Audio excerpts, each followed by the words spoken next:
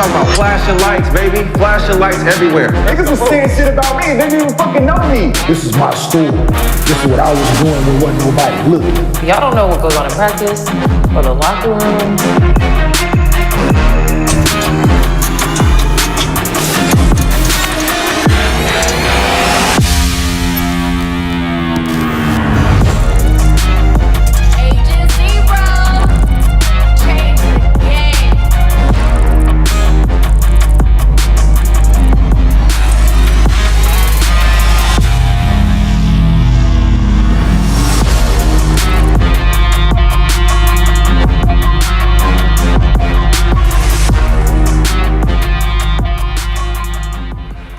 Welcome back to Gil's Arena, presented by Underdog Fantasy. Whoa, whoa!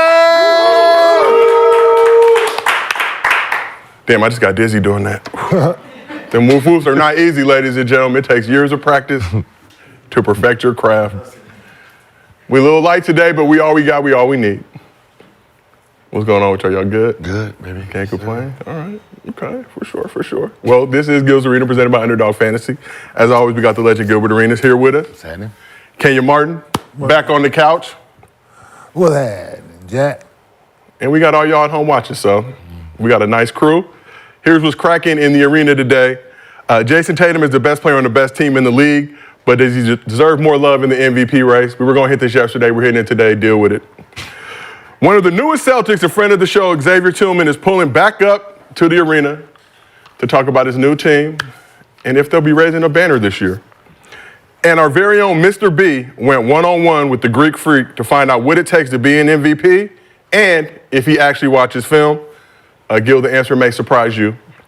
But before we get into all that, as always, this show is brought to you by Underdog Fantasy. If you have not done so already, download the app, use promo code GIL. They will match your first deposit up to $100. Again, help us help you support Underdog Fantasy. They do so much for this show and for the basketball community. And we do MostlyFans at the end of every show. So if you drop a good question in the chat with your Underdog Fantasy username, we use it on the show. We'll give you a $50 bonus to that Underdog Fantasy account. You send us a video, mostlyfansgill@gmail.com, and we use it on the show. You get a $100 bonus to your Underdog Fantasy account. And if you can't watch the show live with us on YouTube, audio versions available on Apple, Spotify, wherever you get your podcast from.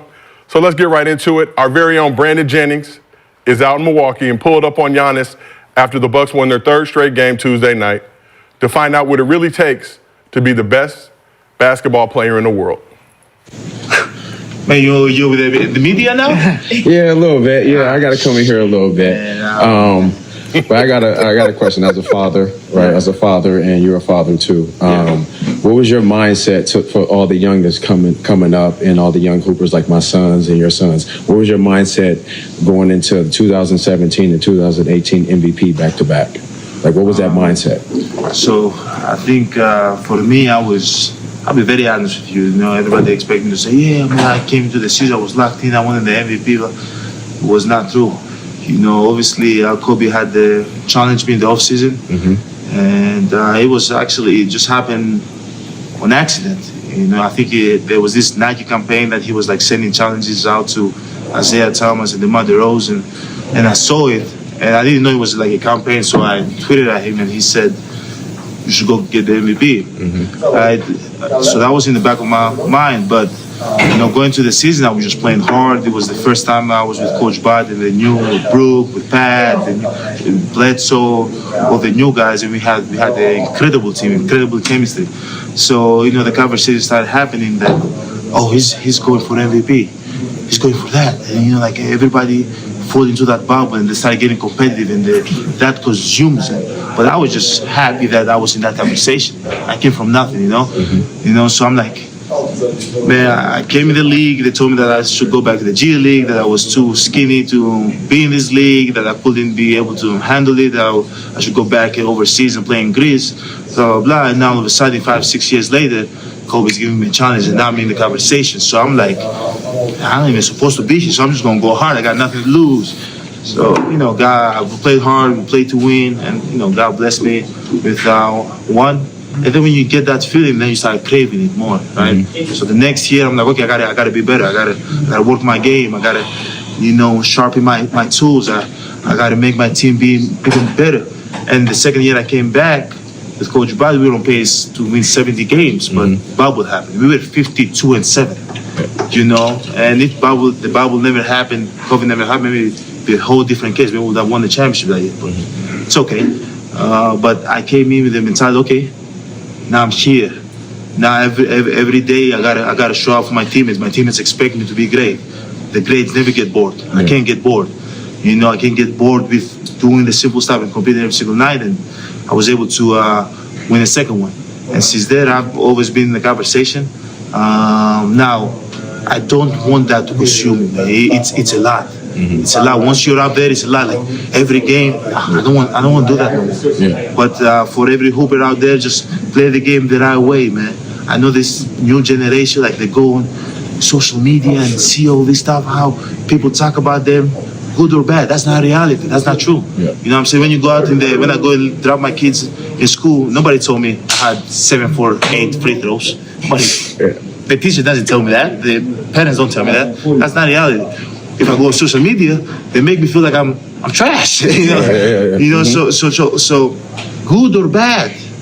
When they talk good about you, you're not that good. And when they talk bad about you, you're not that bad. You know what I'm saying? Just keep on doing what you're doing, keep on competing, and you know, if you stay on course, good things gonna happen. So shout out Mr. B. First of all, for getting a credential, becoming the first member of the Gills Arena crew to receive an NBA credential. We did it. We did it. He got in the locker room, but obviously we hear Giannis just talk about that, where he came from when he was drafted to being a 2-time MVP champion, and just his message for the kids. What's your reaction to that? I mean, to be honest, it's kind of powerful because, you know, just listening to him talk, watching the movie, how skinny he really was when he first came in. So, you know, listening to critics had him change his whole style. You know, there's always that thing when someone does something, right? You write something about someone, and then they look at it, and then they improve themselves, and they say, you know, the people say, well, he proved y'all wrong. Nah, when we said it, we were right.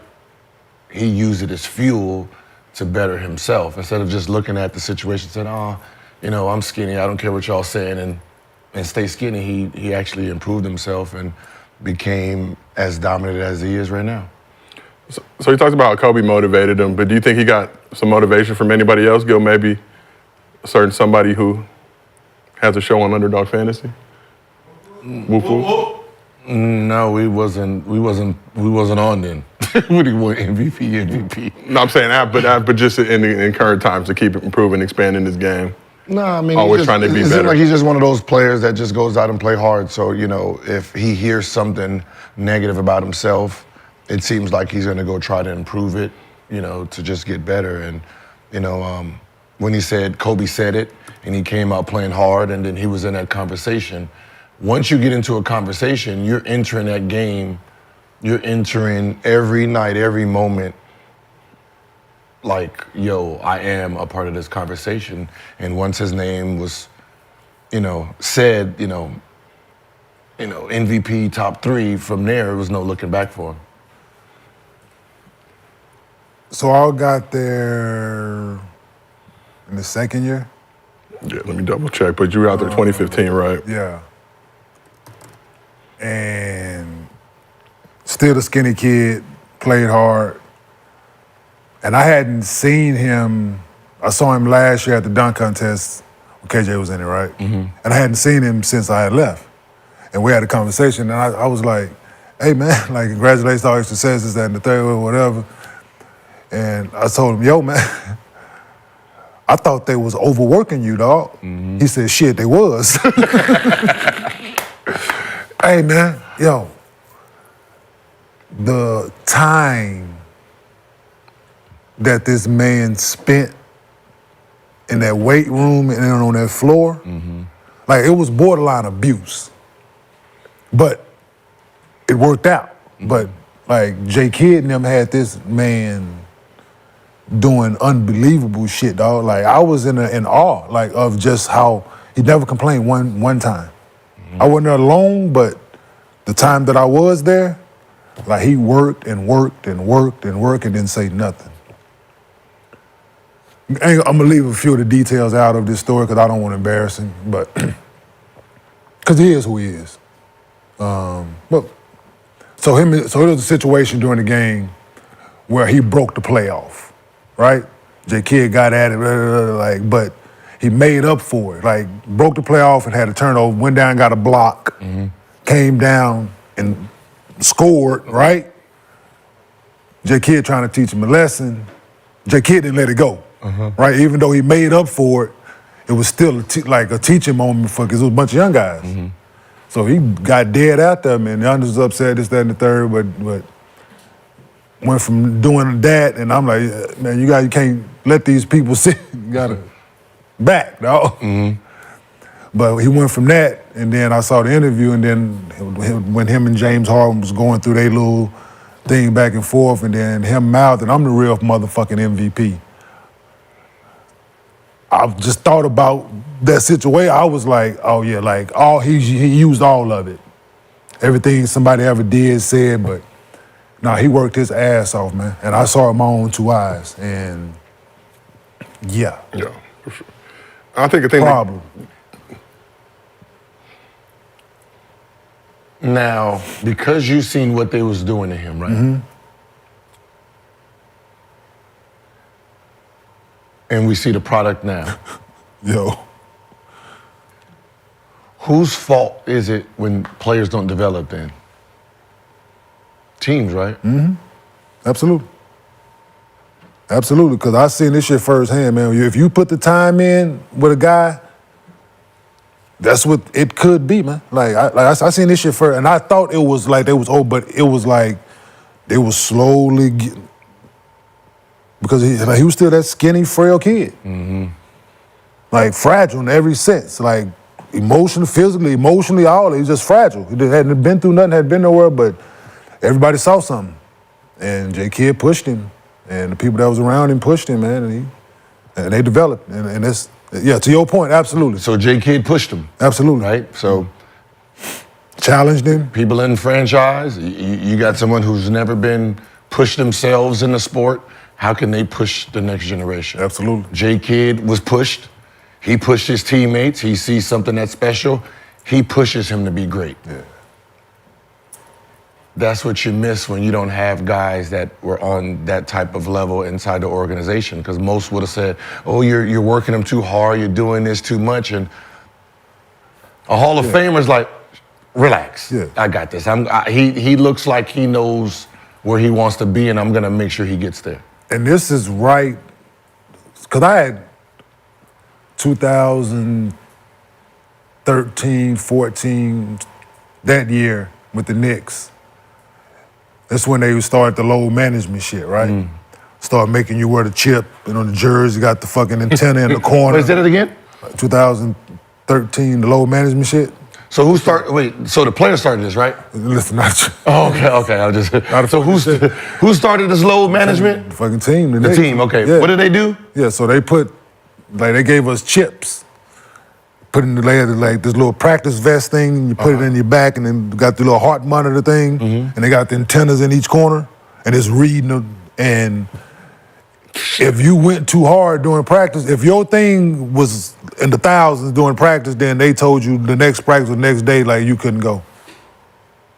And they told, can you please wear it? Man, I'm not wearing that. Because you can't tell me that I'm working hard if I'm not working hard enough. Like, this is not going, like, but it was a real thing. Like, and this is coming from that to seeing how hard they was working him. And I'm like, he ain't got no fucking chip in his shirt. He damn sure, hey, ain't no load management with him because he going and going and going and going. And this was like a real thing. I'm like, that shit we was doing at the Knicks, was that real? Because What's so funny is I asked 2007-08. Okay, I remember a team came, it was like a group, outside group that came in, and they was putting monitors on everyone. It was, all right, Gil, we're gonna put a monitor, you go through practice, right? And then went through practice, and then right before the game the next day, they came back, put it on, and said, yeah, everything is reading, I'm just gonna let you know you're not gonna play so well today. That's what that monitor says. I'm not gonna play. Yeah, the way your energy's running, you're not gonna play.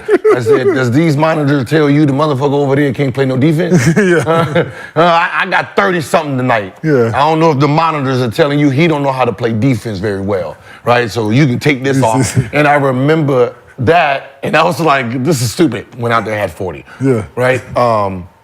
And then I remember talking to Bill when we was just having a discussion, and he was talking about, like, when I was like, yo, where's everybody at? And he was like, nah, everything is monitored now. So when they were bringing up load management, I forgot this information. That's why I was like, wait, hold on. I do remember players had to play, they wear chips that determine how much energy they're pushing Absolutely. Like, and Shump shit was always crazy. Like, they was trying to get this, like, he just go. He worked hard, and they just, like, his shit was always, and they were trying to get him, and you got to sit out there, like, nah, I'm not. He was a young fella, so he had to listen. But, like, damn, the motherfucker sitting over on the side, shit, like, damn, why you, yeah, everybody else practicing. Yeah, man, we 15 minutes into practice, goddamn, you got to sit out the rest of the practice. Because he worked out before, and they put that shit on you as soon as you start. They putting that shit on you, and you got to. Yeah, I remember talking to, I talked to Otis Smith, you know, the manager, Orlando back in the day when I was there. And he was telling me, because, you know, I like to ask him information about, you know, what's going on, because he does scouting and, you know, stuff for, you know, Philadelphia. And we were having a discussion about the Orlando days, because they were more advanced than everybody else. Right, we had to take glucosamine and all that shit and do all that and do our blood tests. Oh, the Knicks. Yeah, the Knicks the same way. Yeah, got to see. Oh, they pricked our ear. Yeah, same thing. We got to see what's going on with our food and stuff. So, yes. He said, Stan Van Gundy used to be mad at me because I used to be at the gym 3-4 in the morning working out, and I didn't have enough energy for practice. The second hour or third hour that he wanted to do. And he kept telling Stan, the practice part doesn't matter. He's in the gym working out. That's all that matters, getting better as an individual. And they used to have that battle. And he told me for the first time, and I didn't know that. Because that was around the time everything started changing. So the narrative now, since you got information, we don't want to hear nothing about no load management and players are picking on the load management. You guys have real information. You got updated information. Motherfuckers wear damn near heart monitors out that motherfucker, right? And that makes sense too, because you know when they start catching dudes with heart problems now. Yeah. So, but I want to go back to something you guys said about Giannis in terms of his development. I feel like a lot of it's on the team, right? But when you give players access to all these resources, like my dad tells this story. He works for the Bucks. They got a hotel right across from the training facility. Middle of a snowstorm, nobody should be on the streets. He looks out his window, sees this big ass, tall, shadowy figure, short sandals, rolling in the facility late at night, and it's Giannis. So it's putting that work in, but it's also taking it upon yourself to want to get there as well. So how much of that is on the team, and then how much is it on a player to actually want to be great? Well, I mean, by the time your dad sees him, the work ethic is already instilled. Yeah. Right? When you're trying to instill a work ethic, remember, when you're coming from college, you have a college workout. You have a college work ethic, right? You are pushed by the team, right? You have classes, you have practice, you have weightlifting, you have that as a player. When you get to the NBA, 25 teams. You on your own, goddammit. We're not babysitting here. So, you know, basically it's like being in your house every day with no parent, right? You're gonna start thinking the shit you can do, like, you know, I'm gonna go in the refrigerator every time have all the air on with the windows open. All the lights on. Yeah. This is my shit. And that's how you enter your NBA career. So if the team doesn't really like instill the NBA lifestyle into you those first few years, you can be lost. Yeah. So with Jason Kidd, it's like, I see talent, let me go ahead and correct it now. Because he was 17 when he got drafted too, so he couldn't do it. So and that's the beauty about a lot of it now, right? And from his point, like, they coming in young, and he didn't have those bad habits yet. Habits of being an American, right? Just bad habits, period. Yeah. A period, but being an American, Yeah, being American. 17-year-old different than being, I'm saying, like, so. That's the only one thing I do. Like, the one thing I do like about high school kids coming out and them one and done. The only reason I like it is this. They're coming in at 17, 18, 19. When they get their money, they're handicapped from a lifestyle. You know what I mean? They can't go to the club, so they're not gonna be out there trying to pop bottles. They too famous to go to 18 and over shit. And most of the time, their parents got to come live with them because they can't. So you're handicapped by stupid shit like, ooh, I'm gonna buy a big ass waterbed, right? I'm gonna go. So they spend them. I'm gonna go buy 5 PlayStations. Yeah. Like, okay, so cool. They sit there and spend their time at the mall, right? Because they're still kid mentality. So they're not out there taking 30 shots. You ain't got to worry about them super drunk coming in 3, 4, 5 in the morning because they don't have that lifestyle. So if you can, those young kids, if you can instill the work ethic into them, by the time they turn 21, they already have a blueprint of, you know. That's what happened with me when I came in. I couldn't get to the club, and I was broke, so I couldn't even afford a drink if I had a fake ID, right? So Gil, parking lot pimping. But go get a shot at the liquor store. I mean, that wasn't even a thing then. Escalade that you bought. So by the time I got my money, 21, it's like, And then when I went to the club for the first time, you know, like, oh shit, that's what it is up in here. Yeah. Got my bracelet on. Everybody looking at you like, this is first time. Yeah. Yeah, I don't like the feeling of this look, right? But you know, that's 3 years in. So that's the only reason I love the young kids coming in, because you can really control them, and you have an advantage over because of their age. So let's talk about another aspect, Mr. B, our very talented Gil's Arena correspondent. So clip dropped during All-Star Weekend of Giannis jokingly saying he doesn't watch film.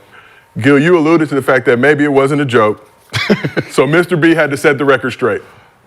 And you watch film.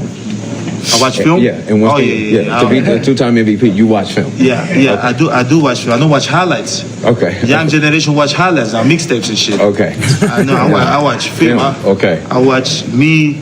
My jump shot. I watch me missing passes that I could make in Bobby. You know, sometimes it's working the dunk and I'm being late. Like I watch all those stuff for sure. Okay. Big ass hands, man. I watch film. So Gil, why he so big? That nigga just. I want to see Giannis put you in the headlock. No, not no more. You see that fucking arm? Yo, I wish I could. Man, I wish my hands was that. Sitting there talking to you. So I've been hearing about you on the. You said I did not watch film, Gilbert. So we got the record straight, Gil. Would you like to offer an apology for Giannis for Well, hold on. Gil, you said he didn't watch film. No, he said he don't watch film. I told you, had a smirk on his face. Okay, I'm just saying he said it. I just said, okay, I agree. Oh, Lord. All right. So, okay. No, but I mean, you know. How much did he pay Akeem? I don't think he paid. I think he got it for free. He got it for free. In order to charge, I want to say in the $50,000 range for about a week worth of instruction. I was talking to somebody the other day, like, he ain't even got to pay me. He ain't even got to, with that, what he got, that's all I worked on my senior year in college. Mm-hmm. And, hey, man, you get to turn over both shoulders, you got some over both shoulders, get up under, you got all the athleticism and strength. Like, boy. So, like, if I have to give advice to anyone that has the type of, athleticism you have and some of these other guys, I would say, listen, the disadvantage that you have is when you learn you can just jump over everyone, you stop worrying about the fundamentals of footwork, right? Mm-hmm. So you and Jokic have two different paths, right? Because he's not fast and he can't jump, he has to be skillful, right? He has to work on every detail of his game. When you can jump over everybody, it's like, just give me the ball, I'm gonna bounce it, stand down there, right? In the summer, I would just say, you don't even need a ball to work on your footwork. Just do footwork drills. Play soccer in the summer, right? Play soccer in the summer. Do some of them ladder football drills, right? Do a bunch of one-legged, two-legged stuff that just requires independent movement, right? You don't need to, like with Hakeem, you don't even need to be on the court to learn great footwork because Hakeem didn't learn it on the court. He learned it in soccer, right? So that was my thing. Like, you can just go to damn near Ocho Cinco, one of these football players, one of these wide receivers out here, and then just work with them all summer just on your footwork shit. And then you'll be surprised the moves that you create because you understand where your foot placement need to be. Like, once you have the groundwork of footwork, all moves are unlimited now. You know how to dance, right? Yeah. Back in the day, crip walking. No, but I'm saying, but you know how to, right? Yeah. Modern dance, Gil. Yeah. No, but that too. Yeah. No. That's what I'm getting at, right? Yes. Guarantee the dudes that don't have like post game and that don't bet they can't dance. Can't dance. Right? You're right. Footwork, hips, all that shit stiff. Your legs you can't. It don't. Like, I had to grab KJ, dude. You got to loosen up. This shit just tight. Just like Kawhi Leonard out this bitch. Nigga, it's just here. Like one muscle. Nigga, now loosen up. Like, it's just being able to move your feet and, yeah, you got to be able to. But that's why it was important to go to the club back in the day, back when dancing. Yeah, you got back when we was in high school. House that parties. was training. You House parties. House parties. You could get your grind on the wall. See, they don't know about grinding on the wall. You know what I'm saying? They don't do that anymore. They ain't grind. So got a little chick over in the corner and you. Everybody just stands at tables now and watches each other. See my big ass over in the corner. You know, I was same height in high school. And you had to do the duck now because everybody can see you. Like, even when you talk about the Europeans, most of them did ballerina. The ballerinas, if that was whatever the main version of that is, probably saying. Ballerino, I would guess. Yeah. Ballet. Okay, ballet, good job. Ballet and soccer. Right, so the ballet and soccer is, I remember we had Uri Welsh when I was my second year in the NBA, and his footwork. I remember. And I'm like, man, this is nice. What did you do? He said, ballet. Yeah. He said I was a ballerina. Yeah. Oh shit. He's a dancer. Yeah. Bet. So this is boxer, Lomachenko. Dad took him out and he ballerinas, dance shit. Like had him stepped away from boxing for a few years just to focus on his footwork. He got some of the best footwork that you can imagine in boxing. So, them dudes ain't got no shimmy. Yeah, they got no shimmy. They ain't got no shimmy. You look at but that's kind of most athletes' problems too, right? Once you get dialed into the sport you like, you focused on that, right? And that's what I'm trying to tell my son right now is like, you're a basketball player, but to enhance your basketball ability, you have to do other sports, right? You need the technical part of every other sport, right? So running track, right? Work on your speed. Long jump, work on your long jump, right? If you want to play football and receiver, you go out there and lift weights with them. You ain't got to check into the game. Just get the weight program in, get the practice shit in, do some of them bear claws. That just helps your overall core strength for basketball. Yeah, that's real. Well, let's keep this thing moving. We got to do a little hibachi time. Ooh. You already know what time it is, Gil. Oh, damn. I forgot about the graph. Moonlighting. But we're going to do it a little different today. So now, Gil, we don't venture outside our Gil's Arena cocoon much. But for the appropriate situation, like a basketball game, a concert, or another basketball game, we might pull up. Is that fair to say? Yes, sir. Okay, because you'll be at the crib, can you? You'll be at the crib watching Netflix. Yeah. But the problem was we needed a ticket plug, and now we got one. We officially got a 10-day with SeatGeek. 10-day. Got a 10-day with SeatGeek. So with over 28 million downloads, SeatGeek is the #1 rated ticketing app. There are more than 70,000 events on SeatGeek, including concerts, sports, festivals, and more. They put all the tickets across the web in one place to make sure you're getting a respectable hookup. That's always important nowadays. And so you don't get got. Each ticket is rated on a scale of 1 to 10. So look for those green dots. Green dots means get them. Red dots means don't mess with them. Every ticket is backed by their buyer guarantee, and SeatGeek is the only site that lets you return your tickets ahead of the event with swaps. And you know, we came through for the fans. So if you go on SeatGeek, download the app right now. Use promo code GIL. They will give you $20 off your first ticket purchase. Again, you got to use that promo code GIL, though. Whoop, whoop. Help us help you. All right, SeatGeek has blessed us with a fluffy bag, but we got to do our end of the bargain. So everybody who's watching Gil's Arena right now, download the app. Go check out a concert. You get all types of tickets for cheap. Not the Usher one. You can go to the Usher one, just don't bring your girl, because he might take it. Gone. And you get $20 off your first purchase, again, with promo code GIL. So make sure you click the link in the description to download the app. So Gil, you download a SeatGeek. You use promo code GIL. See, y'all didn't know I already had this. Okay, I already you had been it. down with SeatGeek. And I love the game that I'm trying to get us tickets to. What are you getting us tickets to, Gil? Clippers, Lakers. Woo! Okay. The Battle of LA. Clippers, Lakers. Tonight. The best thing about the Clippers, Lakers is Clippers. Home game. Cheaper, yeah, so it's a lot cheaper. It's a lot cheaper. Yeah, so look, if you want to join us, because I'm going to get a suite, and I'm not going to be down there with the regular folks. Just to be honest, I got a lot of enemies down up on the Clipper bench. PJ Tucker looking for you. Chasing me. PJ Tucker looking for you. Yeah, so look, we're going to be in one of them suites. Download, use my promo code, and just join us.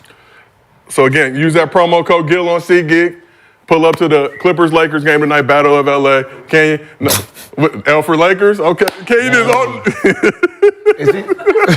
Hold on, let me just go ahead and take him off. We got to put you in the... Got me about 12 seats. We good, y'all. Damn. So we will be at the Clippers-Lakers game tonight. If you're in the Los Angeles area, pull up on us. We'll be out there doing whatever. Again, we will have security.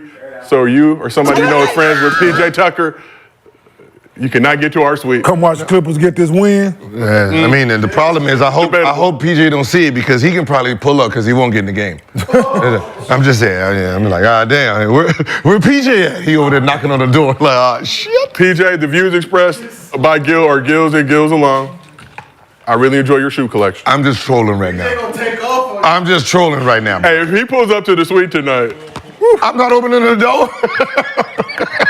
I got a surprise for you, Gil. I got a surprise for you. They got the peephole. I can see out the peephole. So now let's actually get into Hibachi time, brought to you by our friends over at SeatGeek. So Cavs have been one of the hottest teams in the league. And Tuesday night, Donovan Mitchell and Max Strus were cooking. So Donovan Mitchell led the Cavs with 31.7 boards, 6 assists, with an assortment of bucket-getting plays like that one right there. And this one right here. Oh. We got to give Donovan Mitchell more love, too, man. He's out here doing his thing. The Cavs are really high right now. But it was the Max Strus show in the fourth quarter with the Cavs trailing late in the game. Strus caught fire, including a stretch where he hit 4 straight three-pointers that we're showing you right now. Closed the gap, made it a game. But with 8 seconds remaining, Luka found P.J. Washington for the go-ahead layup. So that was Luka's 14th assist to go along with 45 points, 9 rebounds on the eve of his 25th birthday. But Strus gave him an early birthday present, calling game with this 59-footer.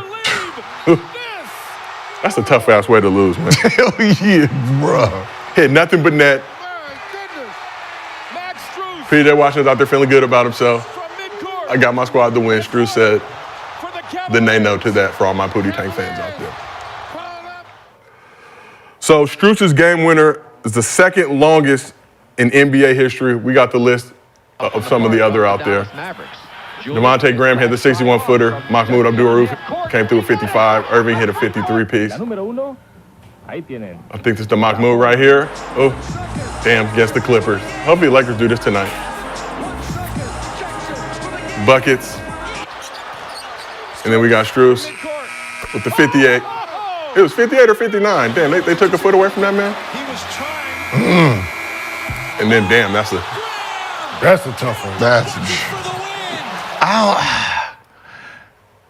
That's a tough way to lose. That's a tough way to lose, but the other one, you got the you got the dime went up and then get hit with it like That one is like okay, overtime. It's overtime, right?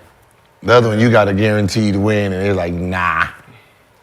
It's a tough one, but the Cavs moved into second place in the East, bumped the Bucks down to third with that win. So, Gil, you've been on the wrong side of some game winners in your career, but you've been on the right side as well. What's your favorite game winner?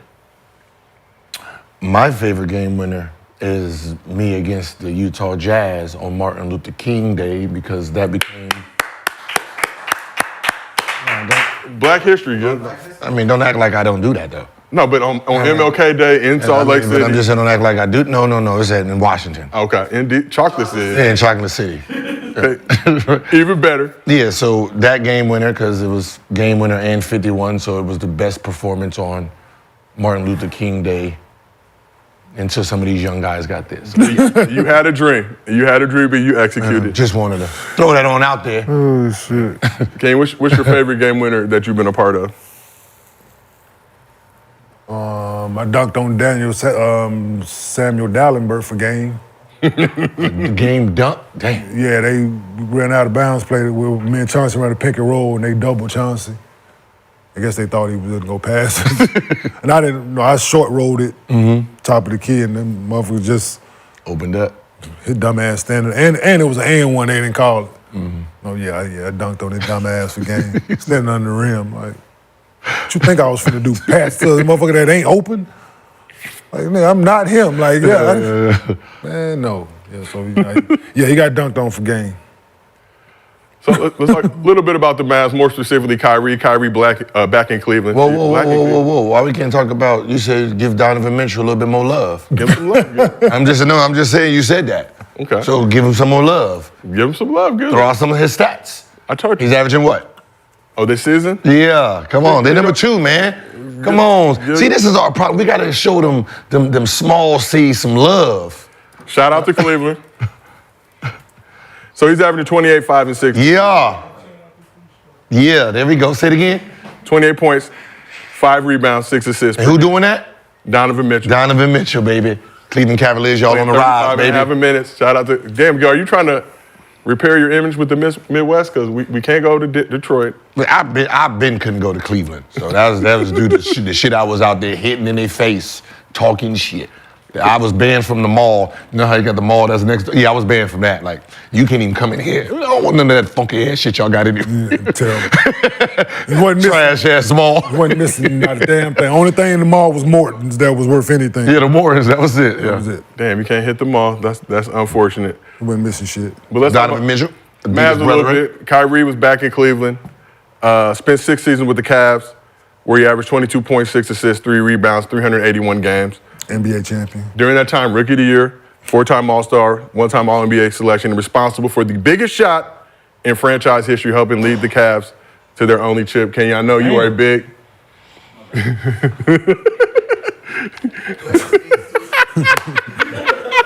It's dusty up in here. It is allergy season. Shit. So... Sneeze loud, right? That shit was violent. Violent sneezing. But back to Kyrie. Kenya, I know you're a big Kyrie fan. Should the Cavs retire Kyrie's jersey? No. Why not? Got to play longer than he did there, man. Like, he did some wonderful things there, absolutely, but... But spending 6 seasons in Cleveland, Ohio? Does that mean That's a lot. That's a lot. I'm with you, but still, no, I just don't. Okay. And this is coming from a Kyrie fan. Yeah, see, whether I like someone or I'm not that fond of them, I'm honest. Okay. So, I'm just... That's I important. just, like, if he'd have been there longer, where he had more numbers and more wins and certain things under his belt during that time, then it's up for discussion. But no, I don't, because you definitely have to retire LeBron's there, and I don't think it's, so it's just, if you want to just hang a jersey, yeah. But Like Mark Price played his whole career there. Yeah. Brad Daugherty played his whole career there. Like it's That's fair. right. So it's Mark Price has his jersey retired, though. yeah. I know. Yeah. These are facts. Okay, I know. These are facts. These are for the fans watching the show. I played there. I know. I played in the arena. That motherfucker hang right up there in the thing. Yeah, 25-43. I played the whole career there. But you don't see Kyrie No. doing enough to get in that mix. You gotta, like I said, you play somewhere forever. John Stockton, then Karl Malone went somewhere, but he's played his whole career there. He was just For sure. it just doesn't. For me, it doesn't fit the criteria. And Price spent obviously most of his career there, played for a couple other teams, but the bulk of his time in the league was in Cleveland. Who that? Mark Price. Okay, well, But Gil, but you know what I mean. What? No, exactly what you're saying. My bad. No, not at all. Gil, Kyrie deserved his jersey retired by the Cavs. Number 2. I mean, Mark Price and Brad played their whole career there and only got 2,000 more points. No championship for them. So the guy that brought you a championship and hit big shots for you, the reason you can celebrate and be called a champion is, Kyrie. He played his part, so if Shaq got his jersey retired in Orlando, you go ahead and... Okay, go and put him over the top.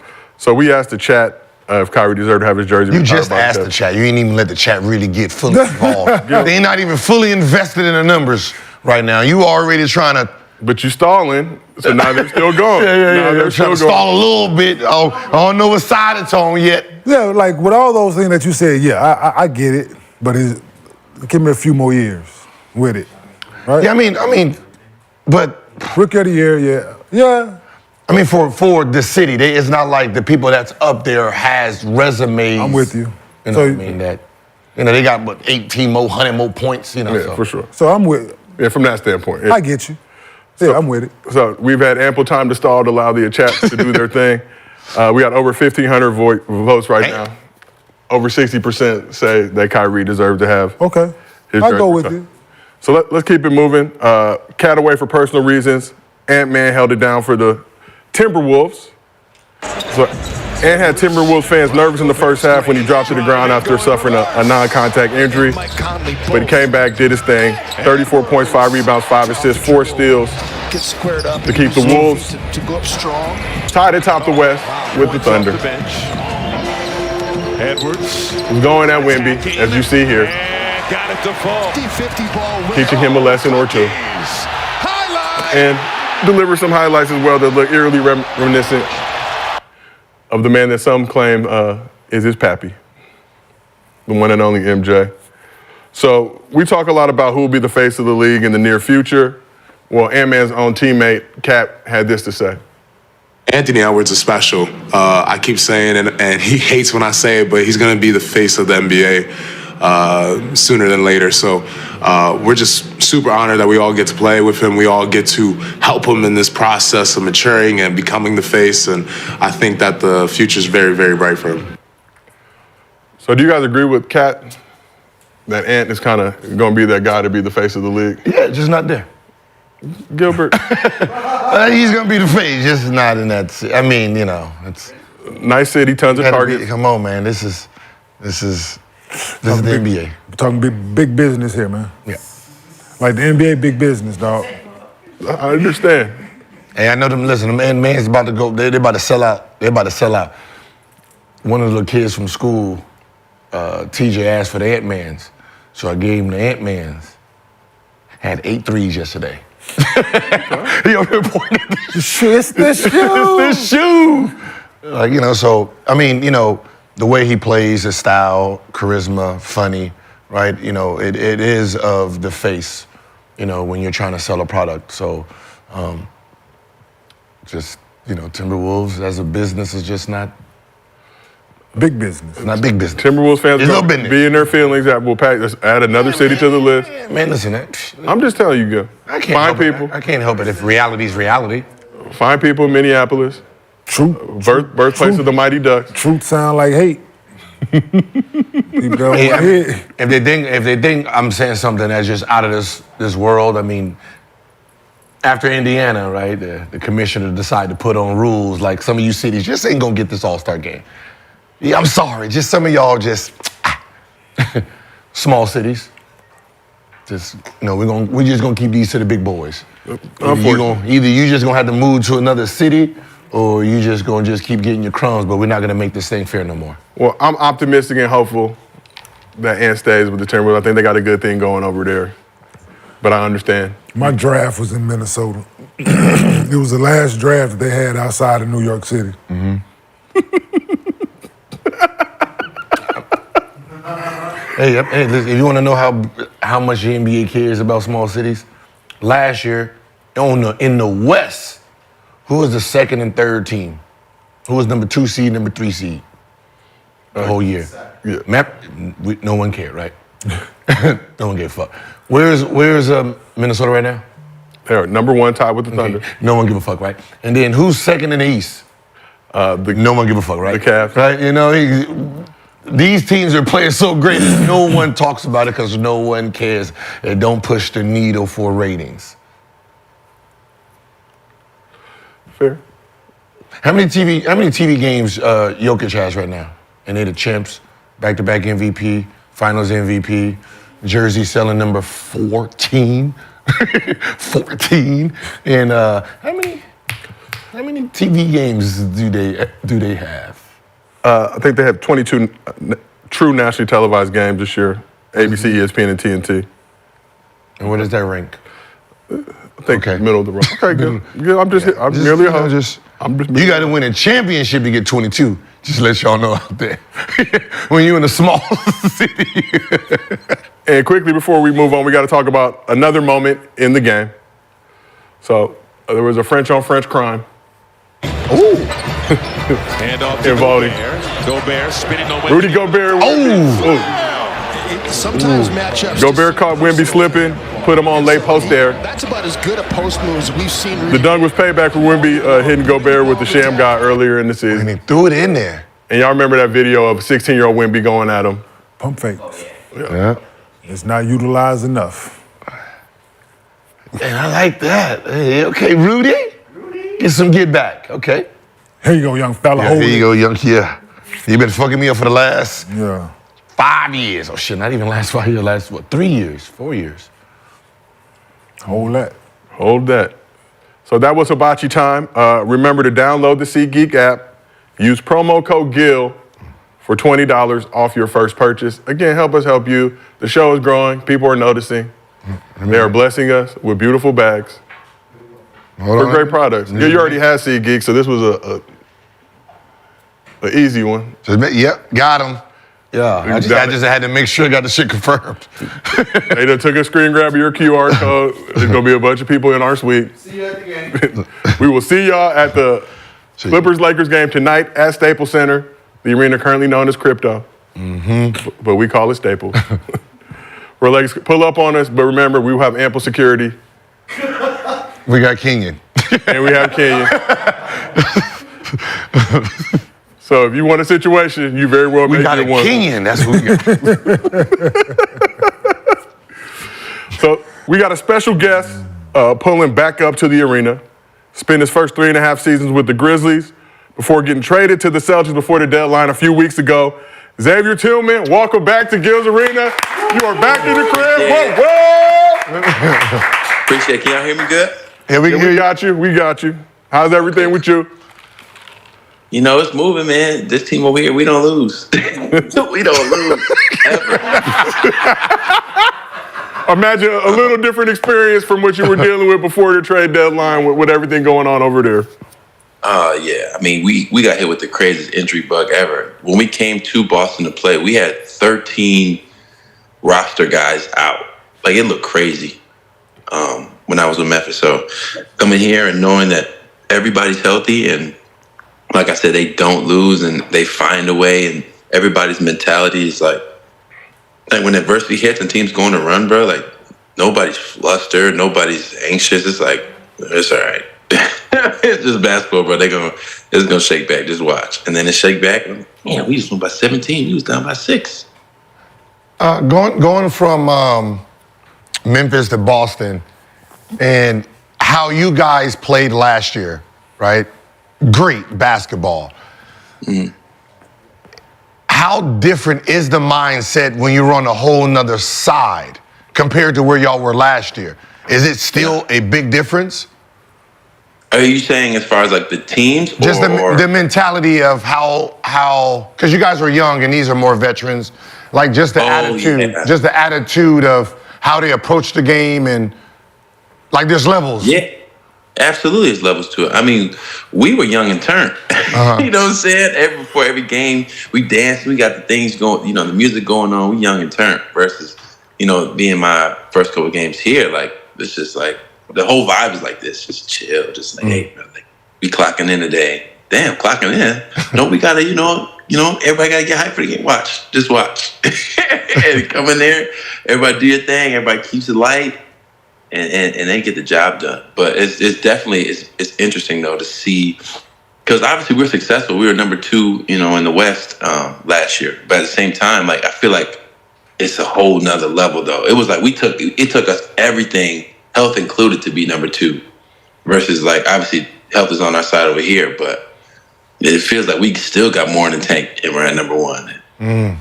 Yeah, I think we got a 7.5 game lead in the East. I want to say 5 games better than any team in the West. But for you, how did you find out that you got traded to the Celtics? And what's that experience been like for you so far? You've been there a few weeks now. Yeah, I was on my way back I had a lift and a workout a day before the deadline. And I had some inklings, you know, thinking about, okay, well, they didn't extend me. They picked up my option. I'm on an expiring contract. And throughout the year, I had been playing pretty well. So I'm like, all right, well, I got some value there. So the likelihood that they would let me walk into free agency for nothing, I don't think it's going to happen. So, but as far as when, no, I didn't know when, and I didn't know where. So when I got the call, you know, the day before the deadline, no, I was surprised for sure. It's part of it.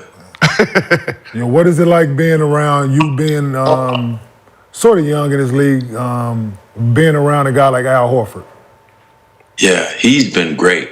Al's been really good at showing me like the meticulous things that you need to do every day, you know, from the lifting, from the eating right, from the even like mobility stuff and stretching. And then when you're coming in and really just locking in and getting your core work done, like he's been a consistent thing. And it's not just been him, but it's been everybody telling me that over the past years, this is all Al's been doing, is just being consistent every day.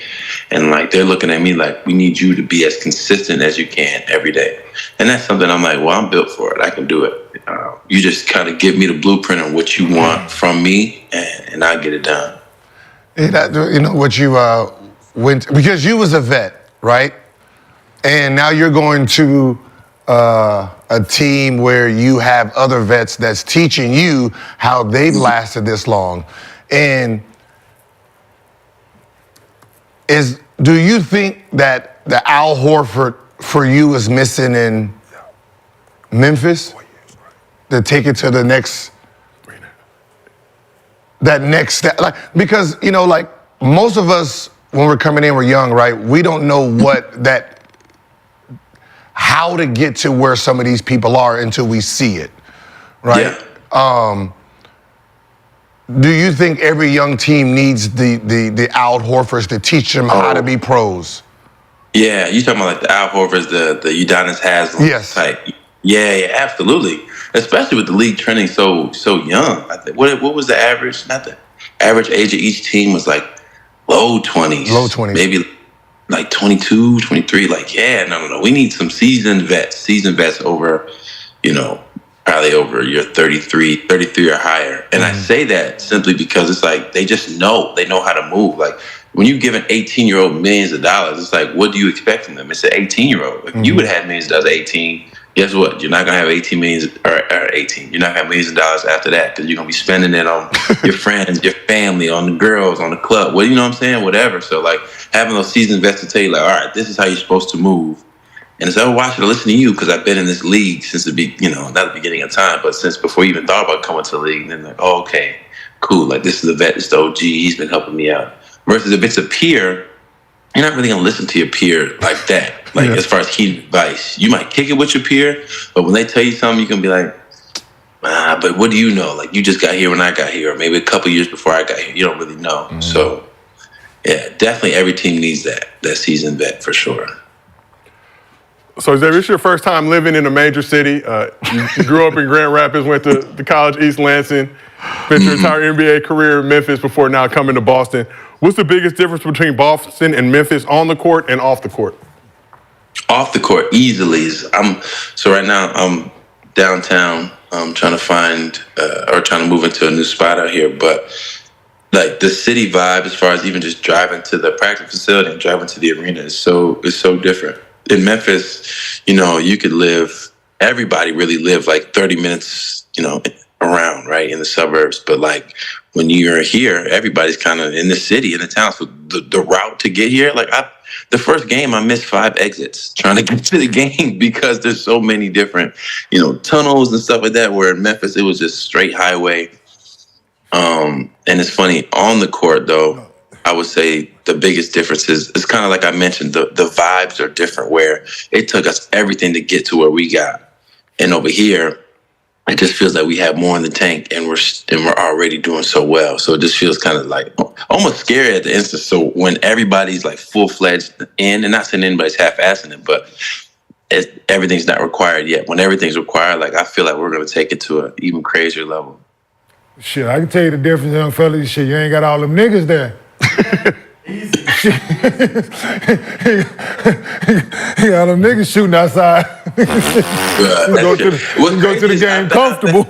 Shit, you can go to the game, you ain't got to worry. You can go to, I'm saying, you can go out to the restaurant comfortable, like, shit, this is nice. Hey, ain't nobody was really outside in Memphis like that. And obviously Memphis they got their pockets of great stuff over there, but ain't nobody was really. Yeah, Memphis is great city. No, I'm just giving you a hard time, young fella. And then just in terms of with the team, what's the adjustment been like? Obviously, you got to uproot, move from Memphis to Boston, kind of join this squad middle of the season.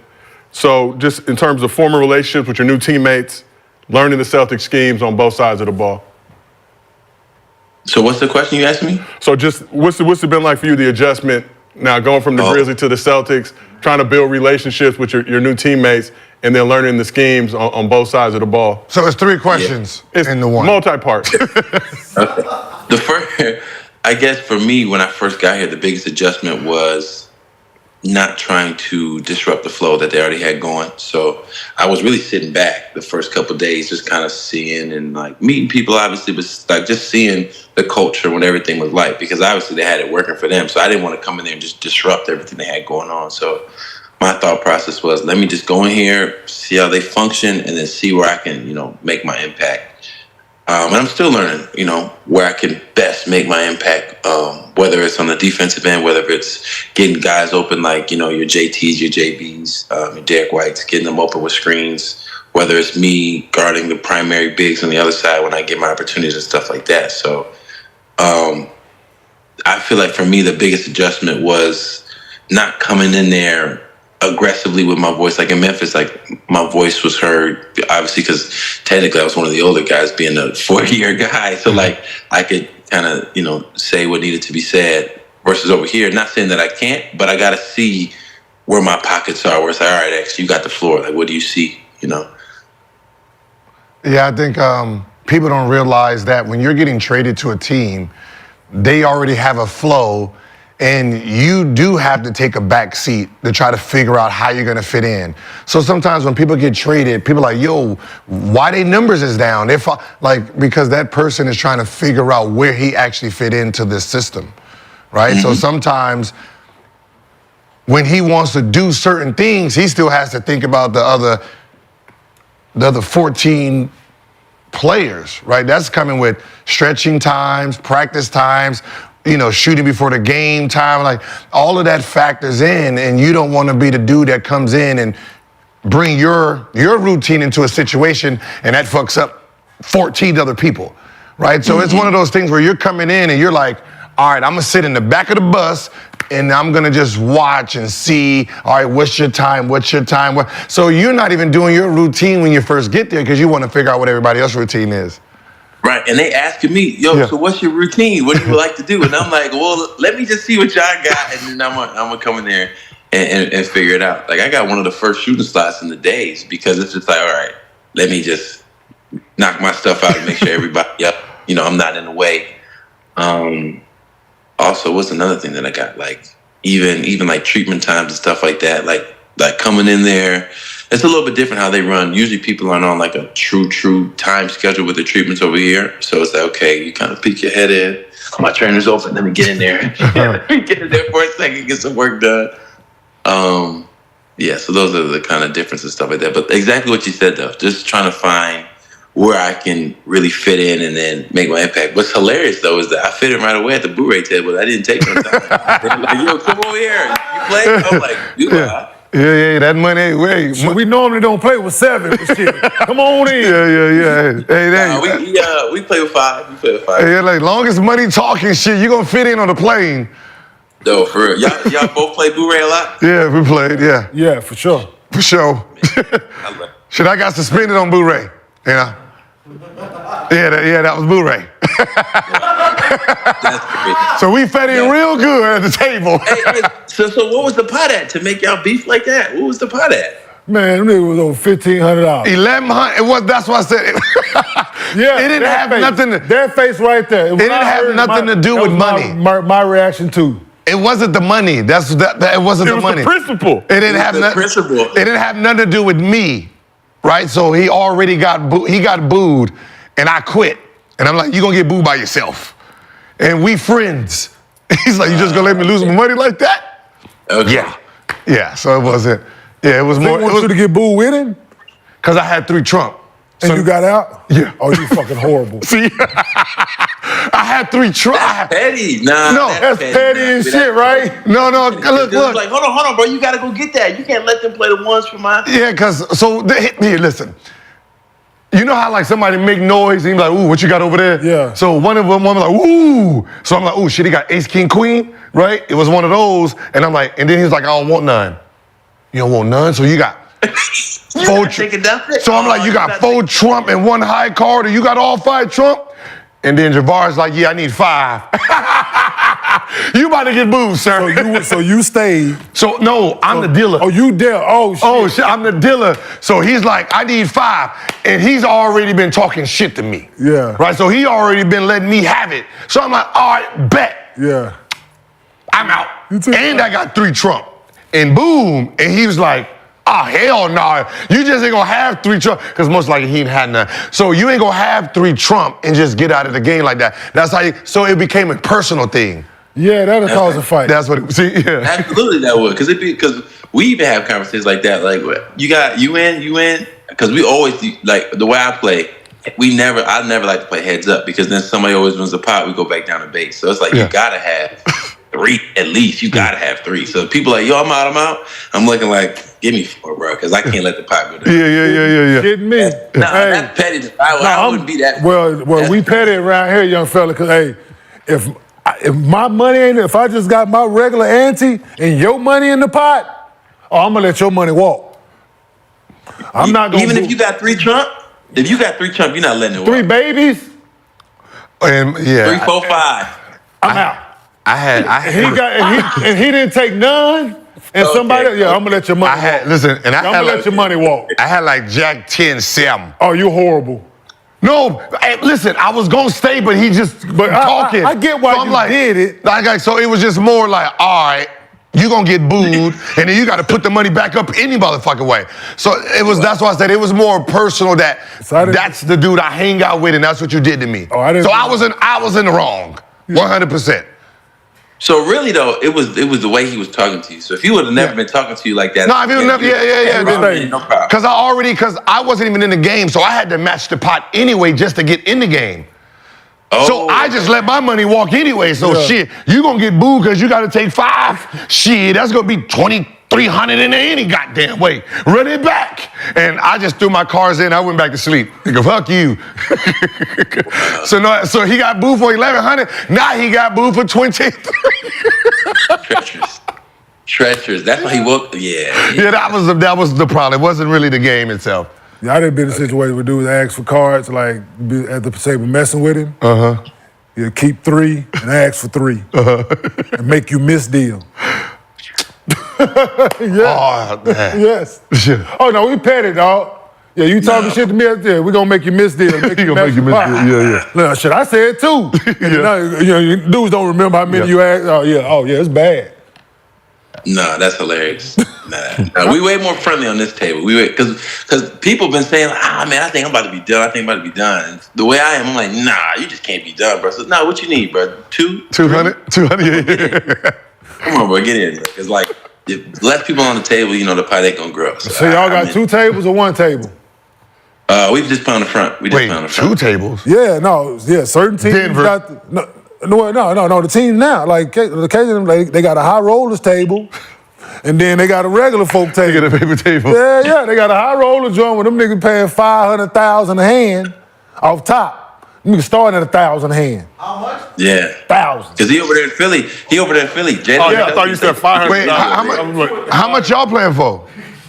Nah, we play hundreds. We got up to 3s, but we don't play 5s, though. Jaden was telling me, Jaden Springer, he got traded from Philly over here. Yeah. He was like, they get busy over there. Yeah, they got a big boy table. They got a big boy table. And they friends? They got a big boy table. We playing $20. Yeah, we was big boy table. See, I thought big boy Bouret. We playing Cleveland in playoffs.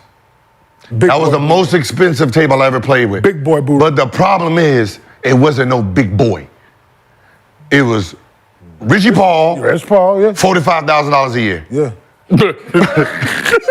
At the time, right? It was a different. It was Damon Damn Jones. Big boy. Me and Larry Hughes.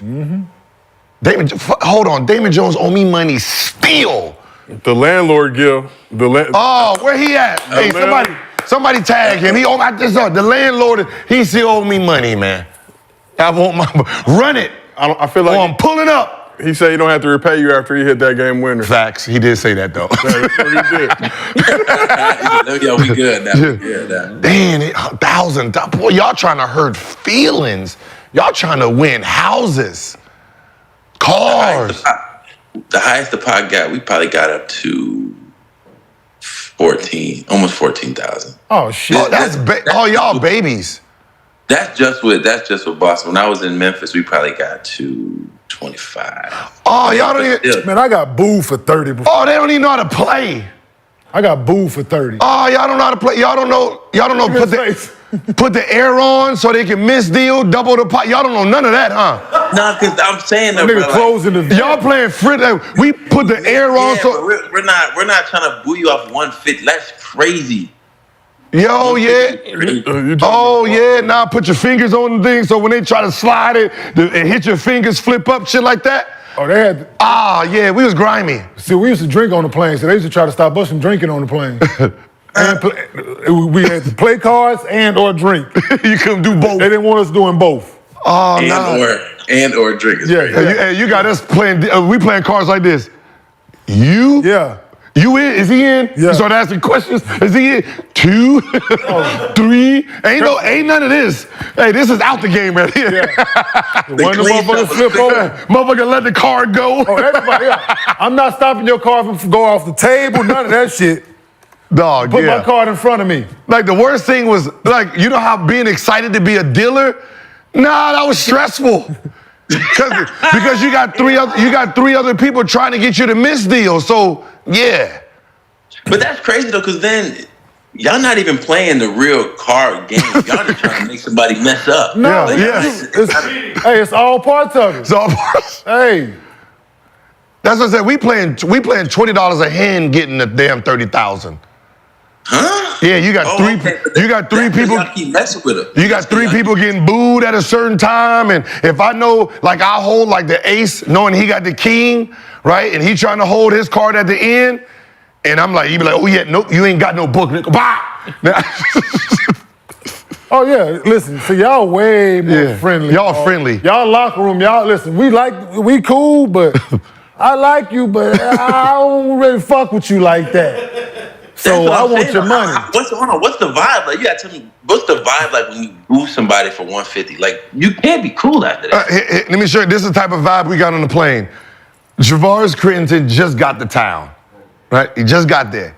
And he wants to be part of the Boo-Ray. Now we have Deshaun Stevenson. Deshaun Stevenson makes up his own rules, right? Like flip his card over and put it this way and put it that way. Like he plays how he wants to play, right? And Javaris comes from like, yo, you can't do that. Argument, all right. Hey, brother, you just got here. Don't let me slap the fuck out you just because you. And we like, oh shit, here we go. It already got the popping on $20. There's $80 in the pot. The plane ready to set it off, right? So it was hostile environments. Oh, I made somebody go sit in the back. When I got booed for 30, the dude like who laughing, but just made the statement the hand before. I don't want nobody to laugh at me if I get booed, and I get booed for 30, and you laugh. Man, listen, you go to the back of the plane and you don't say shit else on here. If I hear you one word, I'm going to whoop your ass on this plane. Now you see why they couldn't drink. And this person followed those directions? I just want to make sure. We'd have had to land that motherfucker wherever we was, and I would have been whooped. I would have been wearing them, janking them up. I would have put him in the overhead bin. Like what's so funny? It ain't like, you know what I mean? It ain't about the money because everybody got it. It's always the little shit that gotta do, saying certain words, laughing, right, bragging about you got all my money. It's always the little things that get fights happening on the plane. That's crazy. Yeah, we. He's like, that's not how we play. We drink wine. We talk about each other's families. How's your family doing? They coming to the game. How many somebody on that motherfucker got some They got wine and sage on the plane and sage in it. I hope everybody break even tonight. Somebody on that motherfucker got a Pilates machine and shit. Wow. Now y'all taking it too far. I ain't say it's like that. Competitive. We ain't just trying to hit you over the head for $150. That's playing 500 and 1,000. So we gonna talk shit to you, win your money, and tell hey, we're going to the strip club on me tonight. Yeah. Oh, actually on you tonight. That's what I'm saying. Dog, absolutely. But that's what I'm saying. 500 to 1,000, brother. You talking about 100,000? That's Boston's pots. There was only a few teams in the NBA that was playing when I was that had that type where you got at least 4 people making over 50-something million to even play like that. Like when I played, Larry Hughes played, but like Antoine didn't play. He was maxed, and Karan didn't play. So everybody I played with was minimum contract. So, most of the young boys, so we was at $20. Like if we got the 40, it was like, I'm about to make some money today. JT and JB, they don't play, but JT said it's strictly because the pot ain't up that high. I was like, well, cool. Well, I ain't. I was like, well, I ain't gonna be here donating. I'm cool on that. Yeah. So I always took 5 cars because there was nothing that can hurt me. Yeah, for sure. That's the shit Chuck used to do. AI, all that damn money in the bag. Yeah. Give me 5. Every time. Yeah, give me 5. So at one particular time, you got Chuck at the table, Melo, me. Ooh. So it's... Yeah, that 5 started looking, JR, then Andre Miller used to play. We rotated a few in and out. Mm-hmm. That's that game, though. Once I found out about Blu-ray, I was like, that's it. I love that game. Let's get back to basketball just a little bit. That was. For a broke individual like myself, I can only imagine. So a lot of people think there is no defense in the league right now. It's been one of the biggest conversations going on. So in your opinion, is the defense really that bad, or is the offense just that good? Well, first off, offense is really that good. But it's time and situation too, though. Like when you think about your star guys, the guys who have the ball in their hands a lot, like your Jalen Brunsons, your D Books, and actually play defense. Like I'm trying to think about like them star guys who like, all right, bro, I'm gonna have the ball in my hand the whole game. Like I can't get in foul trouble. So like I'm gonna show my hands, and somebody better come block it. Otherwise, you can get 2 points because I can't get a foul because I'm about to come back and get 2 or 3 points myself. So I definitely think it's that talented. Now you definitely have your two-way guys. Like I said, Ant's up there. Low key, since I got here, I didn't know JT and JB play defense like that. Obviously, I know Drew locked up. Derek White he plays defense for real. Yeah, it's like twofold though, because you'll have your guys and you'll see it too, where they're just out there kind of like, all right, I'm just not trying to foul. Like Luka, I feel like he's just not trying to foul. Like I'm just show a hand, contest, because I'm about to come back with the ball. Yeah.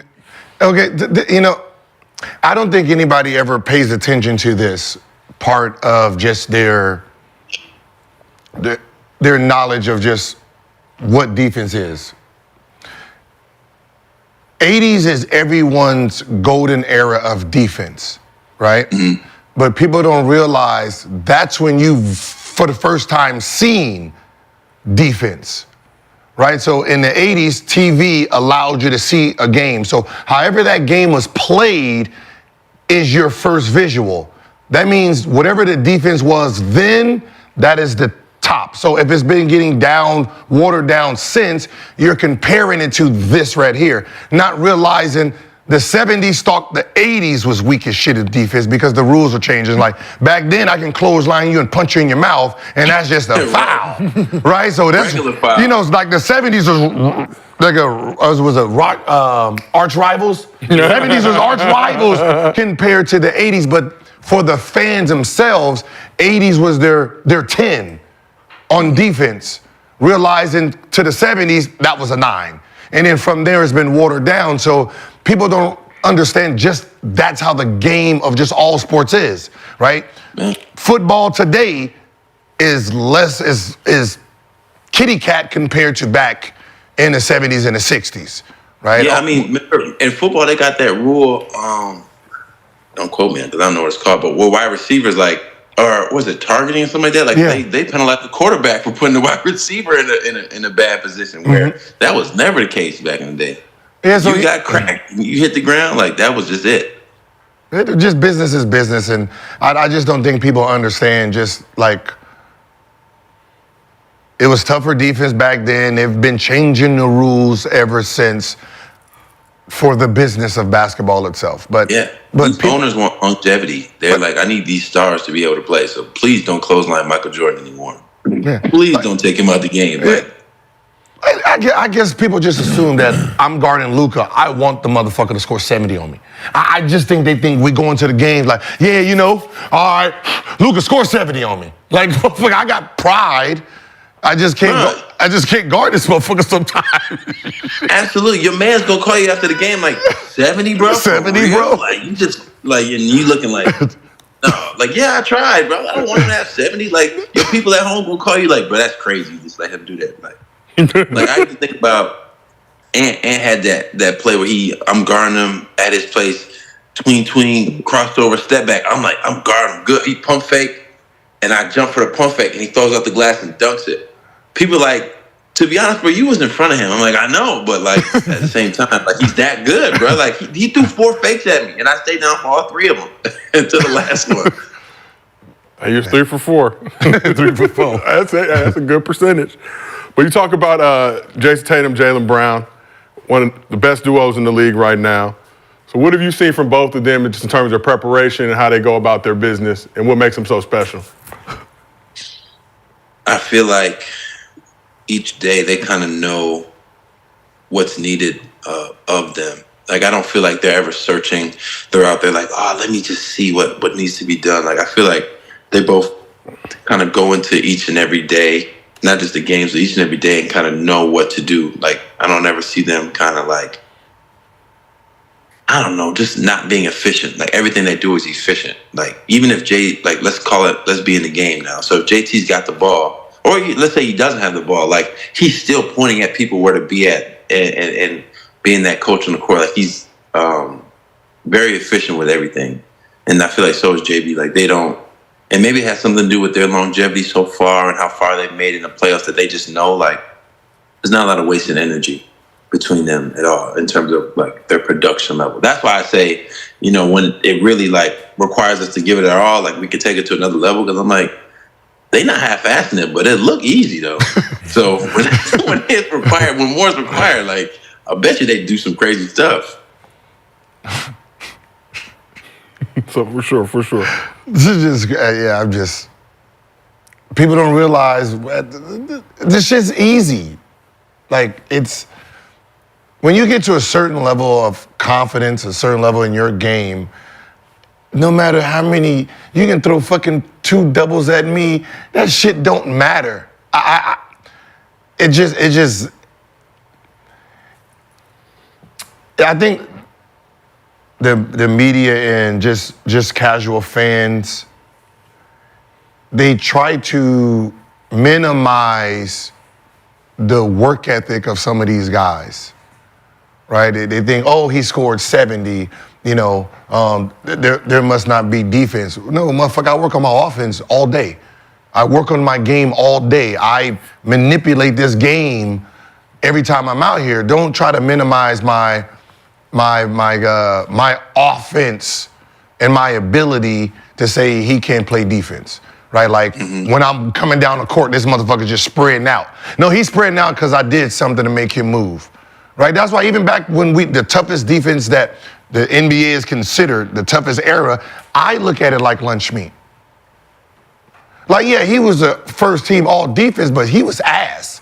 He was only good because these certain people was on his team. Right? There's this back line right here. This guy is here. When this guy subbed out, he was on his own. And because he was on his own, yeah.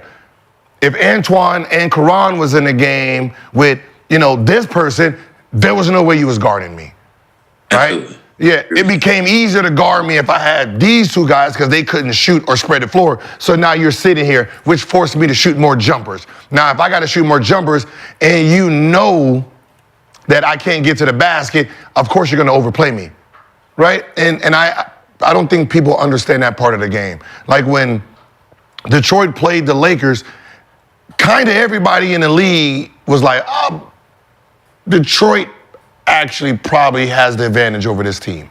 One, Lakers don't have nobody to spread the floor. Yeah, they have a whole bunch of names, but they're big enough to just pack it in. And on the other side, Detroit had 4 guys who can spread the floor, which means the individual defense of the Lakers was in trouble because Chauncey shot the ball, Rip shot the ball, Prince shot the ball, and Rasheed Wallace shot the ball. So you got 5 dudes that can hit the outside shot, which now forces the Lakers to be behind that 3-point line. Nobody factor any of that in. They just look at names like, oh, this team is about to be like, all right, we'll see.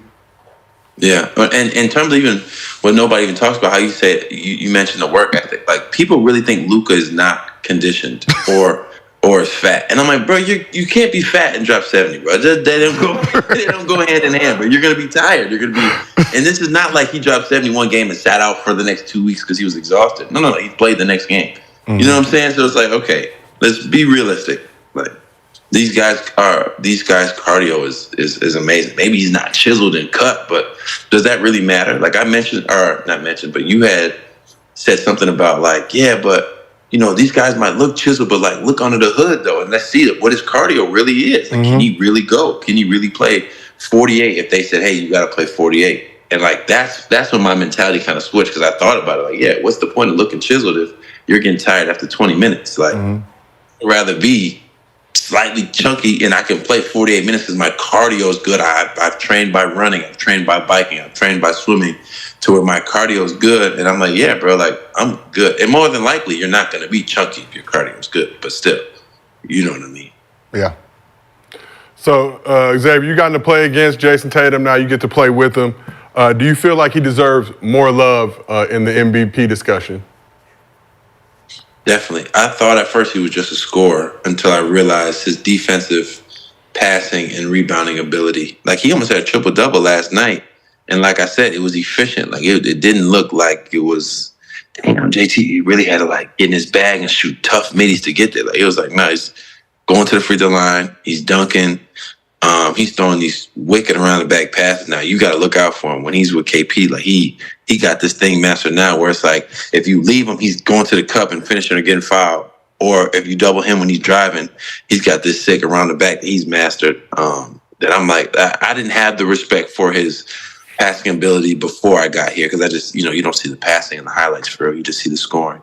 So when you get in person, you see that. And then the defensive ability, like I've seen him really move his feet and take the pride. Like, nah, you're not just about to score. Because I know, because he's a guy who would get the ball back on offense if he got scored on. But his pride in his defense, like we went to New York and he had a couple chances to guard Jalen Brunson, and he was locking him up, like standing in front of him, moving his feet, showing his hands. Like, so I was like, okay, well, he definitely needs to be in that discussion. Not to mention, we're number one in the league.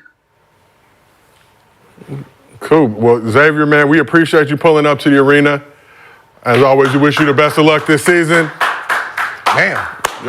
They just cut your goddamn face. Oh, no, I was about to say, are you still here? We thought your feet cut out. I just feet like, But gonna tell you the same thing we told you when you was with the Grizzlies. Hope the Lakers beat you in the playoffs, even though that's not particularly realistic right now. But we hope it goes to 7 out of respect for you because you are a friend of the program. They Lakers fans. Listen.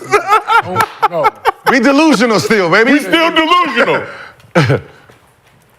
Yeah, nah, I appreciate y'all though. Thank you. But nah, it's a different time now. It's different. Okay. All right. Well, we appreciate you, bro. Look forward to seeing you back on the show again soon. Best of luck rest of the season.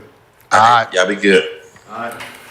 So, as we mentioned, Celtics best team in the league right now. They got a 7.5 game lead in the East, 5 game lead over the best squads in the West. Jayson Tatum is their best player. I think that's not debatable. He's averaging 27, 9 rebounds, 5 assists this season. So during a recent interview with The Athletic, Tatum had this to say about his MVP case this season. He said, I don't have the points per game that the other 3 or 4 guys will, but I think the voters are smart enough to understand the dynamic of our team, essentially having to do less scoring, maybe on certain nights, but still impact the game in a lot of ways to kind of ensure that we win every single night. So somebody who's come in support of Tatum is Draymond Green, who was on his podcast recently, offered some thoughts on Tatum and how he's viewed in the league. In this guy's case, he's 5th, and they got a 7.5 game lead. That goalpost is moving on JT. I don't know what JT got to do. I do know what JT got to do. I told y'all last time what JT got to do. JT will not be taken serious for the MVP until he wins a championship. And it just hasn't been that way for everybody else, I must say. It's not that way for Joker. It's not that way for Giannis. It's not that way for Joel. So when you listen to what Draymond said, do you feel like Tatum's held to a different standard than some of those other guys he mentioned?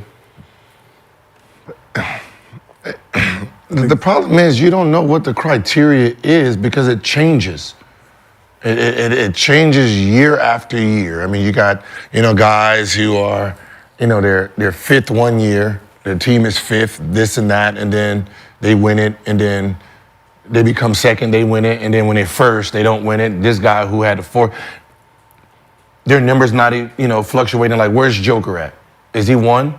I think he's been leading the race. So last year his team was 1, and he didn't win MVP.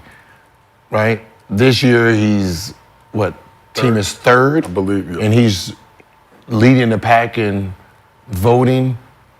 And you were the champion last year. Your team was number 1 last year. And your team is 3rd this year. That's technically a disappointment in a sense of, voting. But they got him number 1, which is, we don't know what their criteria is because they're just picking who they like. I think it got something to do with Boston? They held to a different standard like the Lakers are. Held to a different standard as far as team, far as everything. So if he isn't winning it or if he hasn't won one, then it's like, is he that? In their mind, in the voters' mind, I'm thinking, I'm just trying to figure out why. But that's one scenario. But the other thing is, over the last few years, who has he played better than? Right? When Joker won back-to-back, did he play better than Nikola? No. Did he play better than Giannis when Giannis won back-to-back? That's tough to say. Did he play better than Embiid? It's tough to say over the last 6 years. Right? Because he. But that's what I'm saying. When we say better than, right, is his team better than their team? Like that's what I said, it changes. I'm saying, did he play better? I'm not saying, did he individually, what year is Jayson Tatum in? I believe it's 7 seasons. Year 7? Let me double check. So we go back, count 6 MVPs. You got 2 back-to-backs. 2 back-to-back, 2 back-to-back, 2 back-to-back, 2 back-to-back. Yeah, you know, so that's 4. Then you got Joel 5. And then who's before? Who won MVP before? Giannis. Giannis. Was it Joker? Was it Embiid. James? No. It would have been. Who's the last 7 league MVPs? Let me give it to It you. would have been James or Curry. So Westbrook, Harden, Giannis, Joker, Embiid. So it was James Harden. So that would have been his rookie year. So who has he? So Draymond's point is only time that is now, and the year is not over, right? If he's 5th, it's disrespectful right now to have him 5th if he's 5th in MVP voting right now. But this is the only year that you could say that Jayson Tatum should be in the discussion for MVP. I mean, last year they were 1. They were ranked. They were 1, and he was playing well. And the guy that won it shouldn't have won it. Yeah, see, but so that's my. But that's what I said. You know, so it's like where does, because if the guy that won it wasn't supposed to win, the guy, so Joel won it, we thought Nikola should have won it, right? So either one of them guys last year, so Jayson Tatum he's still 3rd. But at least gives you, even if his team is 1st, he's still 3rd in the vote. But that's what I'm saying. But when you mess up 1 year, you kind of try to autocorrect it the following year. So it's like, well, what do I need to do this year? If this number 1, fucking 4th with this, I'm 1. It kind of, that's what I said. It kind of. Well, it wasn't gonna be able to autocorrect this year because if Joel don't get hurt, he wins the fucking MVP. Yeah, now, but what happens here? Because the person they have number 1 is not the number 1. And we all agree on that right now. You know what I mean? So, and they're defending champs, right? Too. So just if you're defending, you're defending champs. Your whole team is back. You supposed to be +7 and all of this. So the fact that you're not considered a top team in the sense of your record, how are you playing like an MVP? What are you doing MVP like? Nothing. This is biased voting shit. You know what I mean? So that's why I said right now for me, Shea is 1, right? His team, the youngest team in the NBA, no superstars, no nothing, and this is where they are. That is MVP. He has the number, he has a record, and shit, the fact that he don't have nobody on his team that's an all-star, that shit, I don't even know if any of them was first team all rookies, whatever, right? That's what he's rolling with. Yeah. Jayson, y'all was number 2 last year, right? Right? Your record. So it'd be like, okay, he's 1. Luka, what he's doing, where his team is, you're 3. But you got to put Anthony Edwards in there. Anthony Edwards. So Anthony Edwards is 2. So you have to go. If you looking at the game right now, and you've been honest. You got what Shea is doing, of course. He's leading because of all the things that you said. Jayson Tatum definitely should be 2. Anthony Edwards 3. And if you want to have Nikola 4th in this, because of what he does nightly on a nightly basis as far as an individual player, yeah, I'm with it. Luka 5th. And then Giannis deserves some love in that mix, or the squad this year. He's the he is the new LeBron James, right? Every year, if you want to, you can give it to him. Like, you just have to choose, like, you know what? Yeah, we're going to have to give this motherfucker somebody else this year, because, right? Because every year that LeBron was in Cleveland, right? Yeah. Every single year, he could have been league MVP. When he went to Miami, could have been a league. It just, You're trying to figure out how not to give it to the Lakers. The man is carrying teams, making final. Like so that's what Giannis is now.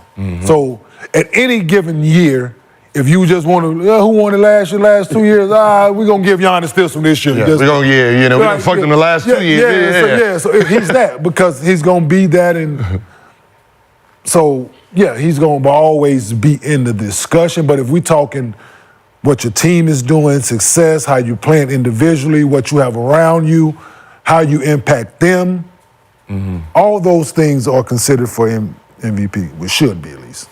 So so I think we got a list that I think is an honest assessment of the game, where teams are and where individuals are right now. So we look at that Celtics squad, like we said, 7.5 game lead in the East, best team in the league. How good is that team without Jayson Tatum? Good. You still think? They're still good. They have a good team. For sure. Right? I mean, how many All-Stars you got in? 1, 2, 3, 4? Where it should have been. Huh? I'm saying what this year's, they should have had 3 this year. They should have had 3 this year, but overall they got 1, 2. Porzingis made it. Al Horford. Yeah, shit. So you have high level. Yeah, and Drew Holiday. So, I mean, they have a star. I mean, overall they have the most talent on the team. I mean, in the league. So, and I think that, in me, that knocks Jay a little bit. That's why I can't put him number 1 or 2. Only because your team has gotten better, right? So, even though y'all was second last year, you added better pieces to enhance your team's winning percentage, right? So that's a great thing for you as a team, but it's a knock against you. But should be penalized to fifth, though. Yeah. It's crazy. I mean, it's fifth as it is right now. And then he talked about, and Draymond said he has to basically win a chip to get that level of respect. Would a chip stamp him over some of those other guys or put him on a? But he's still no league MVP. So what? That's not. What did he change? He can win a championship this year and still never win a league MVP. Because these other guys are still fucking playing. These other guys are still getting better. These other guys still putting up these numbers. And you got to worry about the younger crop that's coming up. And so, no, it could still very well much be that, right? He can win a championship this year, and they can come back next year, be in the same position, be first, do all this shit, and they can still have him fifth in MVP vote. So I don't think it moves the needle at all. And that's the problem with the criteria, because we don't know what exactly they're going by, but we know the motherfucking bias. Because there's no way, if the guy's the best player, we know he's the best player, like, he can win it every year. Like, see, there's some, Jordan. I mean, if he was the best player and they won, it was the most unstoppable team every fucking year. I mean, you're telling me, so the 3 years he won championships, he wasn't the best player with the best team and the best record? I mean, right, so he should have, 3 sets of goddamn... everything. There should be 3 sets of goddamn MVPs. Everything. Right, you know what I mean? And that's the thing, because, one, you get tired of it, and that becomes the problem. You can't get tired of greatness. Yeah. That's not how this works. Oh, we got to give it to someone else because... No. No, you just don't. JT, there's going to be 1 year where he's averaging 28, his team is 1, and he's going to be like, all right, JT winning. He's going to like, the fuck did I do? Yeah. I've been doing this shit for 6 years. And I won it, like, when Dirk Nowitzki, and they're going to be like, here you go. When Dirk Nowitzki won it, you can sit around and be like, oh, okay, all right, okay.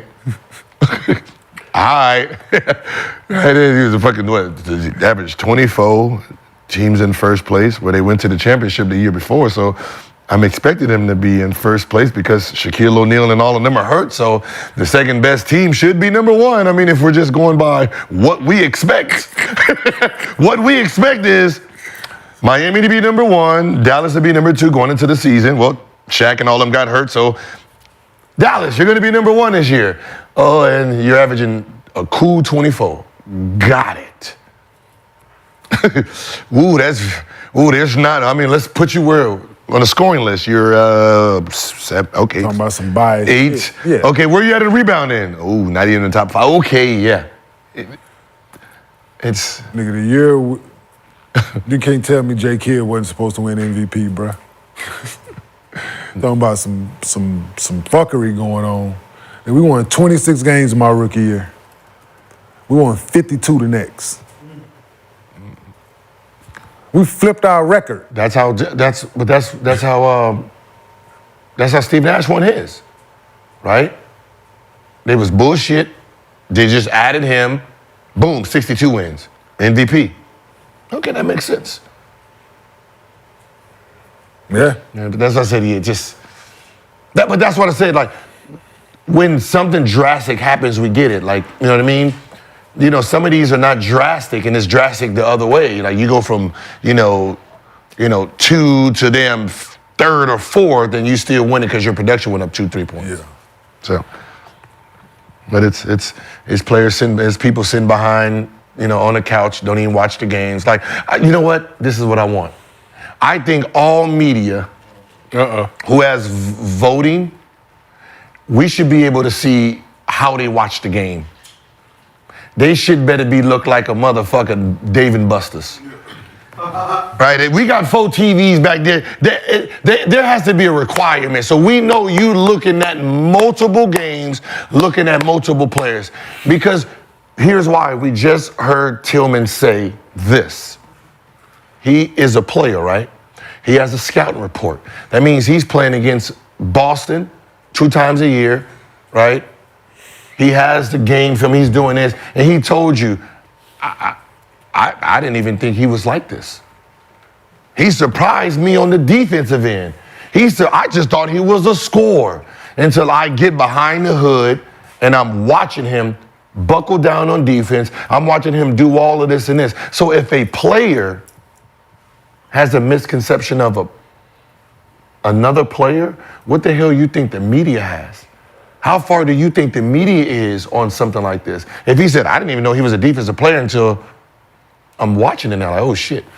He plays defense, he does this, he makes it look easy because you get a close-up now versus just looking at it, okay, I'm looking at a little game film and then we play the game and then we move on to another one. So what do you think the media's having when they're sitting there trying to watch? There's 8 games on. I'm a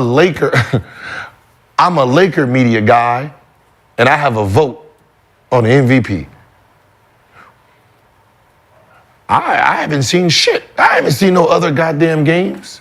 You vote for my guy. So I'm voting for my guy, and then I'm gonna see what everybody else is voting for. That shit needs to stop. Need to check their iPad hours like they do. Yeah, I want to see that. I want to see your TV setup. What's your screen time? Yeah, I want to see your league package, just like our phone. It lets us know how long we on the phone. I need to know how long they watching their league pass games. And they turn it on SportsCenter, seeing who they talking about, or what is he averaging. They looking up stats for the last 10 games. Oh, and then this. And you can't tell me they're not, just by the sheer number of games in the box. Games. There's nobody that's, the amount of time it will take you to watch every game in the season. Yeah, rewatch the film. Or not watch everybody. Yeah. Just watch the people that people are considering for the MVP. Yeah. Just watch those games. Just watch those games. Yeah. Like, that's still a lot. You watch all of Nicola's game. You watch all of Shay's game. You watch all of JT's game. You watch all of Joel's game. You watch all of Luke's game. 5 people. Mm-hmm. Damn the rest of the people in the league.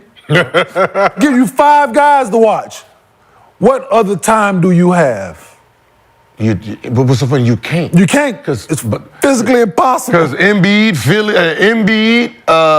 they play at the same time. They play at the same time. And you sit there, I know you ain't doing this. And because they can't. Yes. They brain don't work that way. We could turn 4 games on right now and we can watch and see some shit that's going on. We can be watching this one and see some shit that happened on this one, and they can't do that. They watching this TV, they watching this TV. They peripheral shit don't work the way ours do. Like, but even from somebody who obviously wasn't as knowledgeable, this is something that always bothers me. You guys super knowledgeable, been on teams, watched tons of film. We can all watch the same game. We're not all watching it the same way. Not at all. Watching the same way. You know what I mean? Not at all. Like I don't even watch games as from the fan standpoint. You can't. I don't watch it because can't. I've been so programmed to watch flaws and watching, who he missed the rotation. Back door. Yeah. Fucking missed the back door. Get his ass out of there. So you're watching the game From the player's standpoint, like, oh, this motherfucker's selfish right now. Yeah. So you're not even really we don't even enjoy the game. I don't. You don't even enjoy the game. I do not. I do not enjoy watching basketball because it's tough, man. Like, dude, I sit at home, dude, watching the game with my wife, and my wife, she has no clue what the fuck I'm talking about, dude. I be pausing the fucking game, walking over to the television like I'm watching film. Yeah. Rewinding this shit, slowing it down. Like, man, he didn't pass, he should have been here. She looking at me like. Yeah, rotate. Yeah, You're supposed to shoot that shot. Yeah, I'm bad, dog. So it's horrible watching the game because going to watch. No, people watching the game like when I go, like people invite me to come watch the game, hang out with my partner. I'm there, but I'm not there watching everybody. You see that play? Oh, damn, what happened? Yeah. Like, cause y'all don't want to watch the game with me. Yeah. You can't. Because I'm like, oh, that was a horrible fucking mood. I'm a fucking whole mood up. This motherfucker, the game ended at 8:30. It's 10 o'clock. We still in the third quarter. Look at this bitch ass nigga right here. Yeah. Look at that. See, this is why he don't play. Yeah. This is why he don't play. He don't run back on defense. I do all that. Watch yourself. You know how I know, this is how you know media just have cliff notes to the stuff. Who made the comment about Allen Iverson not averaging 40 because of his percentage? I think Brian Windhurst, if I'm not mistaken. Brian Windhurst. I want to. This is the one question that a player should ask you when you're looking at Allen Iverson shot 41. He couldn't do this in today's game. Did you ask yourself when you made that statement? The 41% comes because he was doubled and triple teamed every play, right? Because he's being doubled and triple teamed every play, that's going to knock his percentage out, right? If you put him in today's game and he gets to line up, let's just put him on, I just put him on Miami, and he becomes Jimmy Butler, and the rest of the cast is Hero, who can shoot the three, Duncan Robinson, who can shoot the three, Kevin Love, who can shoot the three, and then you give him Bam. How much you think he's going to average when you can't flood the lane with a whole bunch of people trying to stop him from getting there? Right? So the 40%, the 41% is meaningless when we know he has to go through fucking triple teams to score. Fucking idiot. Mr. Martin. Why the fuck y'all talking to Brian Windhorst? I'm not talking to him. But why you responding? Well, why? I don't know who he is. Exactly. He was referring to a comment, and we didn't. I know. Like I said, I don't know. Do you look at Brian Windhorst and why are you responding? When has he ran up and down the basketball court? No, it ain't even about that. Yeah, it is. It's about. He don't know shit about the game of basketball. No, but this goes for all of them. When y'all looking at fucking percentages, ask yourself why. When someone has 55% shooting from the three-point line and they're wide open all the time, they fucking better have 55%. Because I'm getting double-teamed the whole fucking game, so when I pass it to him, he better not have 40-some%. He better be shooting at a high 48, 50 clip. The person who should have a slightly less three-point percentage is the guy who has to come off the pick and roll. He has to bring the ball up the court. He has to pass the ball. He has to come down. He has to shoot the three. They don't understand all that. They don't know. So therefore, this guy is a better shoot point. Tell him we both get 100 shots. I guarantee he won't beat me because he only shoots 400 shots every week. I got to shoot 400 shots a game because I got to carry this fucking team on my back. So my percentage is not going to look like everybody else's, right? His percentage is not going to look like the rest of the players on the team because when they get the ball, they're wide open. He's never going to be wide open. Steph Curry is never going to be wide open. If he gets wide open, shit, his percentage goes down. His percentage goes down because he's never shot like that before. So stop looking at fucking percentages because they're meaningless to the real game of basketball. So back to what I said. You don't know what the fuck you're looking at. None of them. None of them. So it's pointless to say it. What I was getting at. But you remember when I used to say this? I used to say to some people, I said, yo, he shoots 43%. It's like, that's good. Wide open every time? You're shooting only 43% and all your shots is wide open. Yeah, man, get him the fuck off the court. Yeah, wide open. I got doubled, I passed it to you and that motherfucker shooting 43. Man, get your ass off the court, man. You crazy? Y'all crazy? y'all. That's medium. Yeah, the man shot 42. Man, let's stop it. That's what I'm saying. The man played 42 minutes a night. Mm-hmm. 42, double them, run them around, hit them, this, that. I mean, come on. I wish we can go dig up these old scouting reports. He played 44 one year. I'm just, but you know what I mean? When you.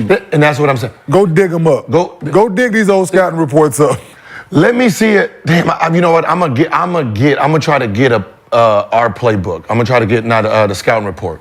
Good. Try to get a scouting report in the playoff. So you can see some of y'all favorite players don't even got scouting reports. Nobody paying attention to them third options, man.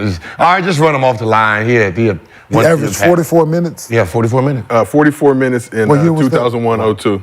God damn. Led the league 31.4 points per game, close to 3. I played him 4 times. Now, I want y'all to think about it. 44 minutes a game, right? Being double teamed, running the way he did. What you think his shooting percentage is gonna be being doubled, right? If we take Giannis's energy, right, and we push how he plays up to 44 minutes, you think his percentage is gonna get higher on fucking layups and dunks? Or is it gonna go lower due to the fact, like if I can stop at 30-some minutes, trust me, I'm gonna be fresh as fuck.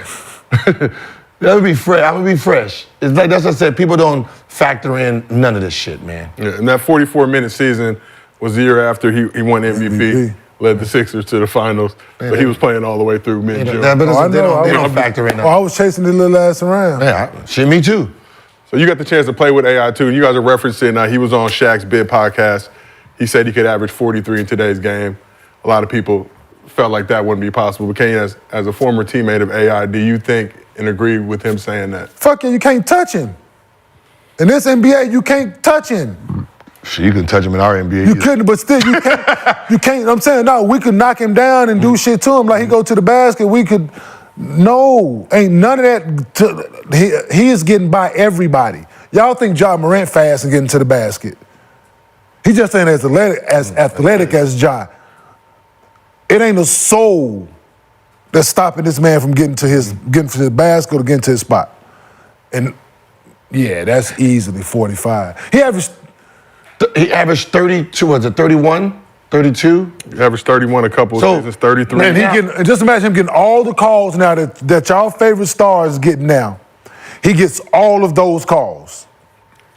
And now when you talk about 31, see, this is why players, we understand, we like, all right, and he averaged 31 in an offense that wasn't really moving that fast. He was moving more in a half-court setting. And we had a zone, so when we didn't want to guard him, we put a zone in on him.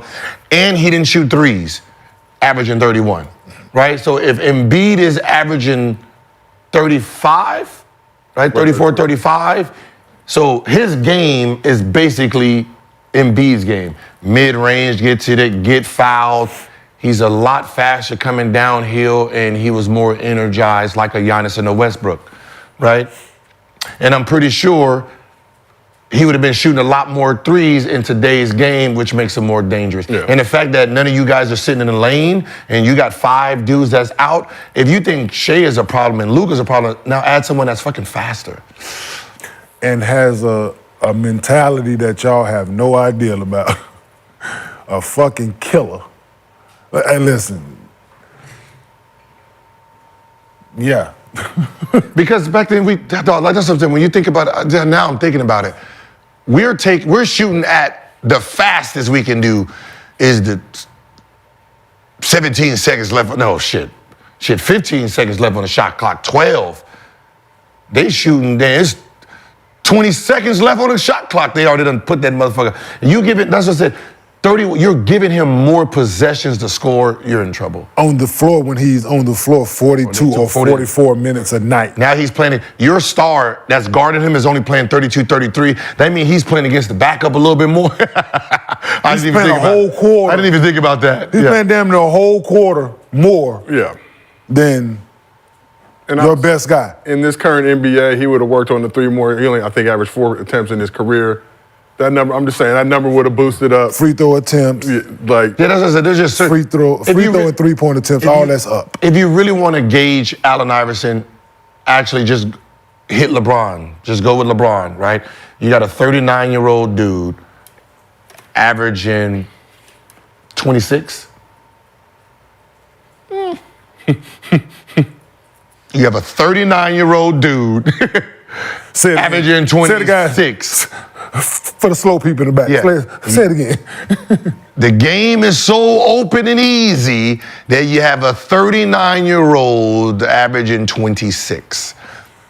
Right? When he was younger, he was averaging 31, so he's done dropped off about 5 points since his heyday.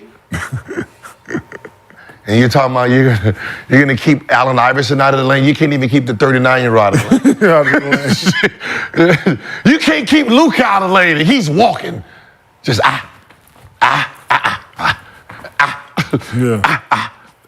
Here we go. Yeah, you think motherfucking Ja coming at you, dropping that bitch off.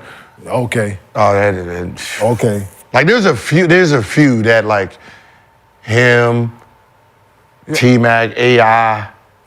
And just imagine what fucking Braun, 22, 23-year-old Braun. Huh? Good. What you think Melo gonna give y'all?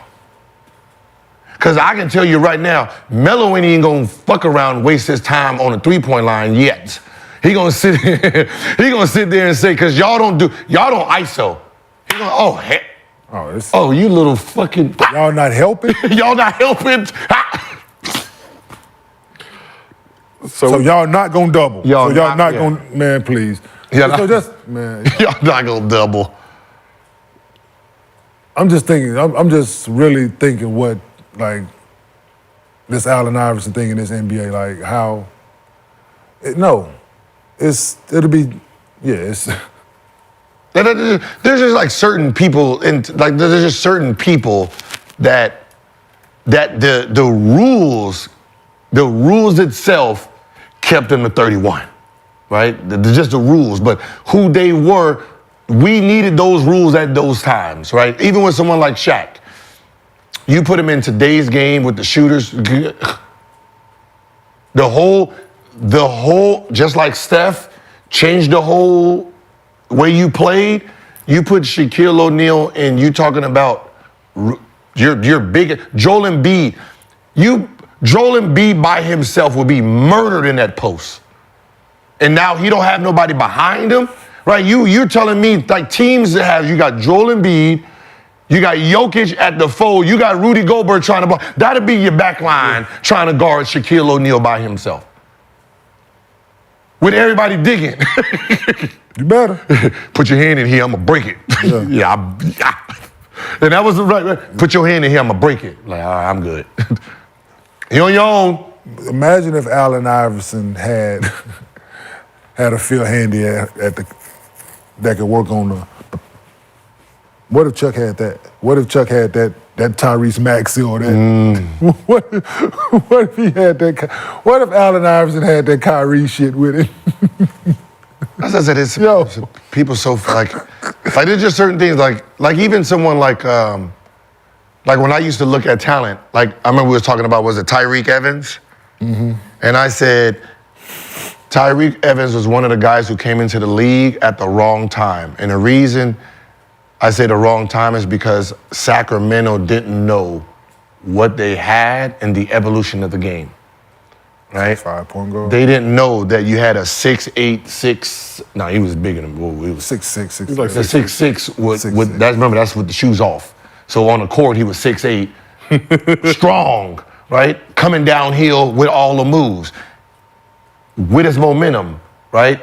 You didn't know what you had, so what you tried to do is you looked at his height. He averaged 25 and 5 because he was the anomaly at that position. That's just like saying, all right, Luka, go play a natural shooting guard or a three-man position. His whole game changes, right? That was Tyreek Evans. I had to guard him. I said, oh, shit, I'm about to get ran out of the league. I thought, at 6'3", 6'4", I'm bigger than everybody. Now you got 6'8" coming in the game. Help me. And then you put him at a shooting guard, can't shoot. Now he don't have the ball coming downhill. So you became the disadvantage to him. And then you're like, oh, he's not good. Yeah, he's not good into position you put him in. You brung in Oubre, or Uno. Bano.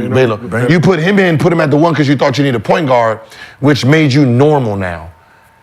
Him at the 1, and you put Green, who was damn near 6'11", at the shooting guard. Now you have a whole different team that's unguardable. But when you've never played basketball or 2K, you didn't realize you had a fucking 2K lineup. These kids who's winning these championships, LeBron plays the point. Yeah. I'm just letting you know. LeBron is at the point. He ain't playing small forward. He's at the point on these lineups so he can keep his momentum. So you bring up Tyreek Evans. LeBron actually last week after playing Wemby, he listed all those guys that he felt like had comparable seasons that showed greatness in their rookie season. So let's talk about Tyreek a little bit. We just did. Just a little bit. Okay, just a little bit more. All right. Okay, I have a check I need to secure. You got it. Okay, I have not done enough today. I got to hit my minimum. So Tyreek averaged, like you said, 20 points, 6 assists, 5 rebounds, on 46, 26, 75 shooting splits. Won Rookie of the Year over Steph Curry and our very own Brandon Jennings. So Brandon was talking about just Tyreek in that rookie season. Brandon said the following: 6'6", big guard, unreal. That motherfucker made me work on my game. Laughing my ass off. So but when you look back at the history, it's a name that I feel like a lot of people have forgotten. So now just seeing that in real time, maybe his career didn't pan out the way that a lot of people expected, but early on in that career, just what level of greatness was he? He was the next gen. He was the next generation of guard that was coming in, right? It was, I mean, you're talking about like at the position, like, you know what I mean? Like when Penny came in, right? It was when Magic came in, you know, it was these guys that were coming in that this is what we need to go. Like when we said, where's the game going? And we're like, shit, with Wemby, you got Chet out there. These motherfuckers can play the 4 and the 5. You got KD who can play the 3, 4, 5. You got damn Tatum that can play the 1, 2, 3, 4, 5. You got Luka at the point. What ends up happening is your point guard in the next 5, 6 years is the smallest is going to be sitting at damn near 6'6". Because if you're not a point guard that's 6'6", 6'7", you better be John Morant. Mm-hmm. You better be fast as hell, because you know what I mean. Those little guards are going to be pushed out because I can. There's the Lucas is coming in. Right now, I got a point guard. I can play at the 1, 2, 3. Now my 2 is about 6'8". You know what I mean? So now my point and my 2 is sitting there about 6'8", 6'9". What you gonna do? Yeah, good luck. Yeah, you know what I mean. And that's where. That's what they miss. They miss that dude. That's what I said. Sometimes some of these general managers, they do not have the eye. And because they don't have the eye, the reason that they don't have the eye, because they never played the game, they never seen the game, they never, been around the game besides on a TV standpoint. Mm-hmm. Well, we need to find our Magic Johnson. Oh, you do? You need to find Magic? Here. All right, listen, go to the hospital, right? They just born. If you're looking for the next Magic, he's about 1 or 2 years old right now, right? Because it's not coming up. The Magic Johnson, the every 20-year guy is exactly every 20 years. And you're trying to look for something that's a unicorn type of person, and you're trying to say, oh, we need these pass first and type. Unless he's 6'9", unless he's fucking Turkoglu, and you're putting him at the point with his vision, you don't know what the fuck you're looking for. Basketball player, we know what we're looking for. We know like, oh yeah, he different. Oh, if we put him in this type of situation, he's gonna be unguardable. That's what I said. I came in the league, I was a shooting guard. And I'm sitting here like, I ain't gonna get off the bench in this motherfucker ever. I can't guard no Kobe, T-Mac, and AI. I'm good. Let me go where my overseas at. And it's like, yeah, but look at them point guards. Oh, yeah, nah, they don't. Oh, he only shoot the ball 3, 4 times? 4, 5? Yeah. Yeah, oh, yeah, nah. Hey, coach, you say you got to open it for the points? Yeah, let me go ahead and try out. What I got to do? What I got to do for that? I got, was it Mookie Baylock, Bobby Searle. So, yeah. I got speed and I can shoot. So just sub me in. Let me show you what I can do, coach. And then from there, now I went from a player who's not even a real type of threat as a shooting guard. You put me at the point guard with my shooting guard mentality. Now I'm damn near apex. Because everybody, that's when people say, you don't play defense. I say, who told you that? Because I'm sorry, the guys I had to play against didn't even shoot the ball for me to even have to worry about that. Jason Kidd, he gonna put me in the post. We gonna double because he's big, and then he's making the pass. I don't gotta worry about Jason Kidd trying to score 30-something points. Right? And Mike Bibby, I don't have to worry about Mike Bibby trying to score 30-something points. Like, you're telling me I didn't play defense. Why? Because you're looking at a stat that has nothing to do with me individually. Look at the guys I had to guard. I didn't have to guard Allen Iverson. I'm guarding Eric Snow. I'm guarding Eric Snow. Yo, every episode we don't need to. Eric Snow. What I mean is, if you're saying I'm not playing defense, I'm telling you what makes you say that. I'm guarding Eric Snow. In a sense, is he does not shoot the ball for you to say I don't play defense. What part of the game are you judging? My job now is to help Larry Hughes run around with Allen Iverson. For the most part, I'm secondary to Allen Iverson shit. Kobe, I got Smush Parker. What do you think he's gonna score in a game? 10, 12 at the most. I'm the help guy. I gotta sit there and guard. I'm not guarding this dude. Right? So what are you judging my defense ability on? Because the guys that I gotta guard aren't threats. We're gonna cuss him out. If motherfucking Allen Iverson turned this corner and he motherfucking up there touching Smush Parker, and I'm gonna ask, why the fuck you wasn't in the help, dog? but that's what I'm saying. But what they're gonna do is they're gonna go to the defensive rating, like, oh, his defensive rating is bad. Yeah. Do y'all know, like, look at the top point guards in scoring. I'm number 1 at 29. Next is Mike James at 21. That's number 2, Mike James. And most people are like, who's Mike James? He's number 2, then Mike Bibby, and then from there, it just falls the fuck off. Other than that, yes, that means every game I'm sitting there following the 2 because it's funny, you know how they be like, yo, we gonna close the elbows and then what's the name? If your man score, your man score. My job, you know what I mean? And that's what people don't understand. Like, so when people say, yeah, can you stop today's guys? I'm like, wait, hold on. I never had to guard Steph Curry and I never had to guard those type of dudes to have that responsibility. My responsibility was net, follow, rest. Yeah, coach said you can shoot that sorry ass, but So before we move on, we asked the chat how much Iverson would average in today's NBA. 42% said over 40-plus points. So, chat knowledgeable. They listening. But you got they understanding a little bit more and more, realizing their information is coming from somebody who never really. No, we have the best chat in the game. They keep me on my toes. They tell me often. Don Lemon got that bag. Yeah, with that 24. Damn. To not show up to work. Lemon? Oh, Don Lemon? From CNN. That's my dream. 24 and a half. Where's he at? Home doing At the crib. What you just did, yawning. They got to pay him out. But again, shout out to our chat. Very supportive. A lot of haters keep me on my toes, so I appreciate you guys. So we got one more thing we're going to talk about before we get prepared to go to this Lakers-Clippers game, courtesy of SeatGeek. We were on a 10-day contract with SeatGeek. Yeah, we need to deliver. Hope we get another 10 days, then we might get signed for the rest of the season. So download the SeatGeek app, use promo code GIL, get that $20 off your first purchase. And as always, Underdog Fantasy presents this show. So support them. And then if you had the game today, first beer on y'all. Right, there's going to be about 12, 14 of us. So if you want to just show your love, send us a picture of beer. Buy Gil a beer.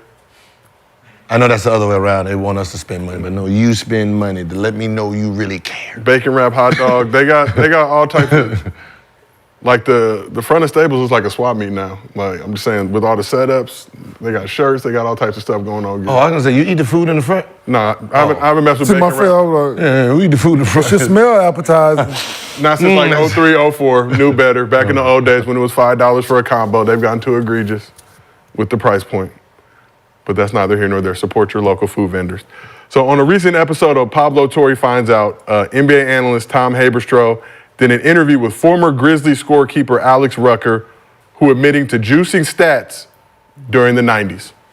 My job is to create the most accurate, historical record of what occurred in a game. And I learned very quickly that was not the prevailing viewpoint. And I went to the training in Detroit.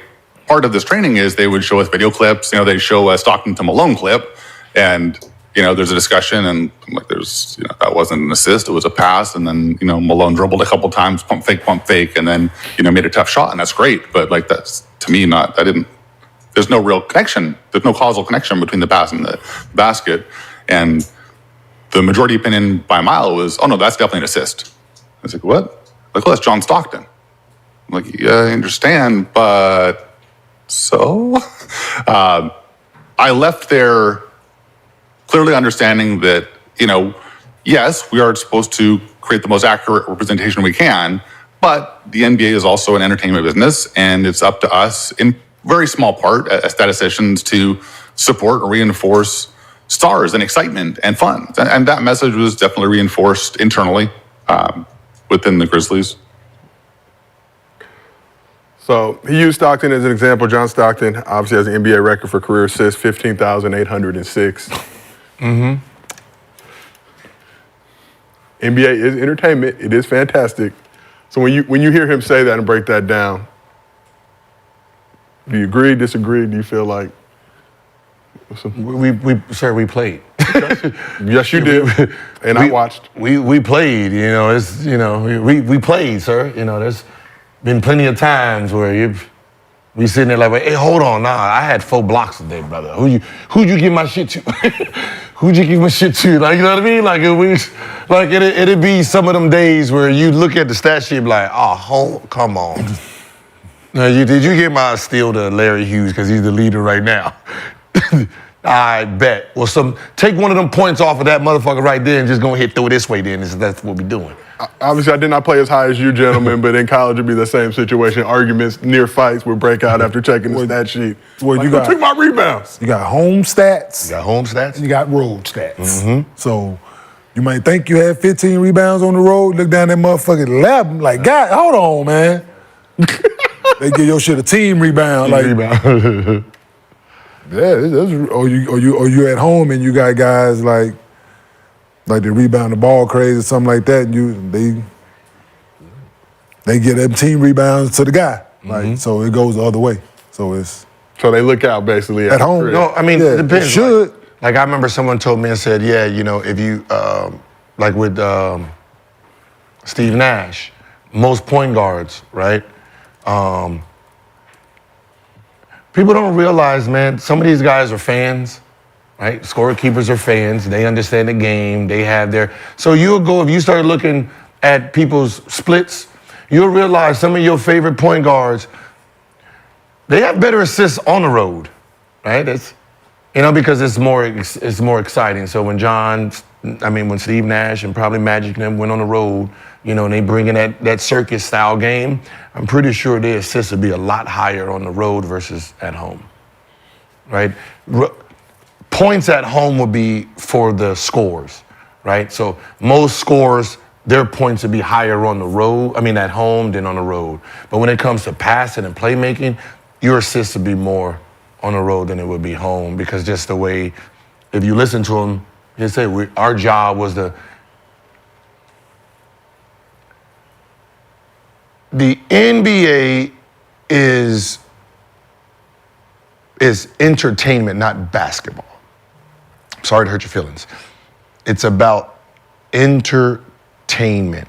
It's not basketball, right? So when you guys are running around with the Euro this and the Euro that, and Adam Silver talking about we need to have farm leagues and this, over there, it's basketball, team shit.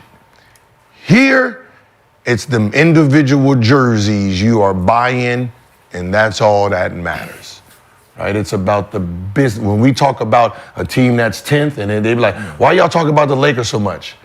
Because it's a business, and the business produces money, and the money produces views.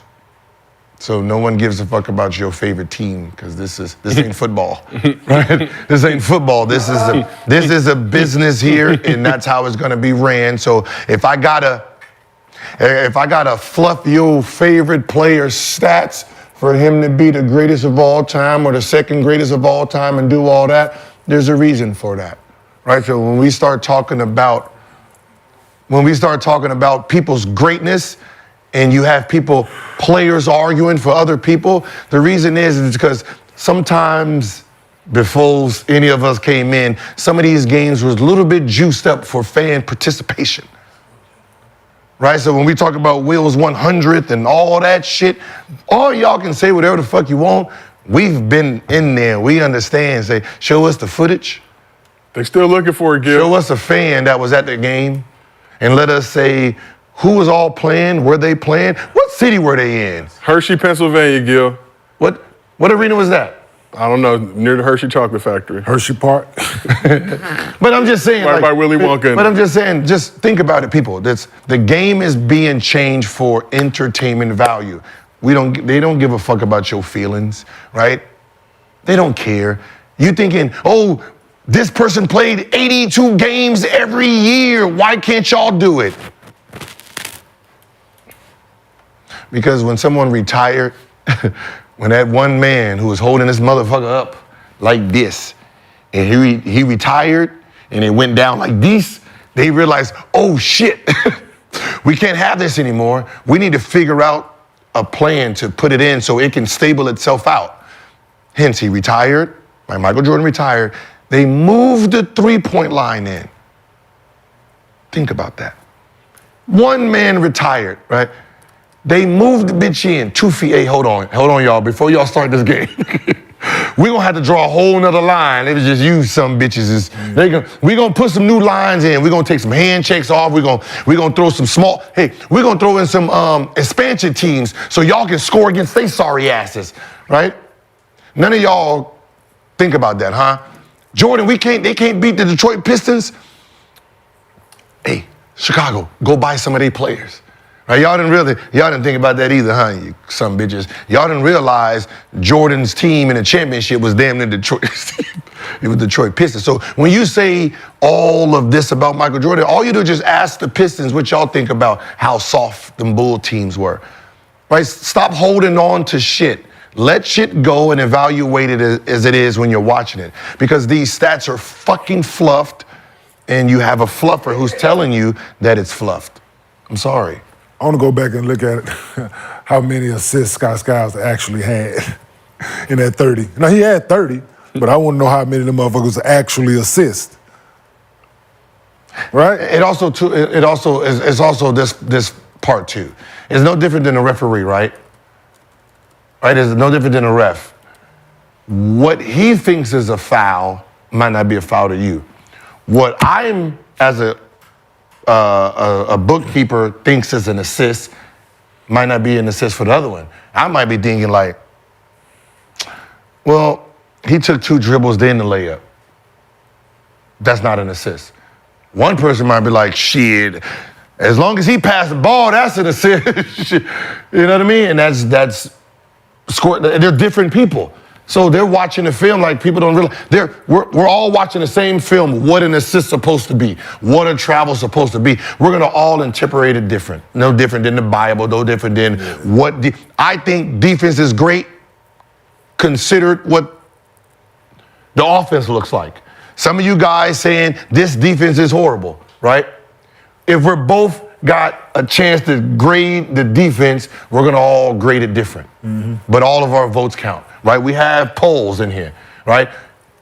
Those polls is the same thing when people are voting, right? 62%. So if you guys vote actually counted, this is how it would sway, right? I thought about something yesterday. The game, the way we talking about referee shit and like the game flowing and certain shit, the calls and all that, right? Mm-hmm. I'm like, if they want the game more free flowing and less interruption and all that shit, take the refs out of it.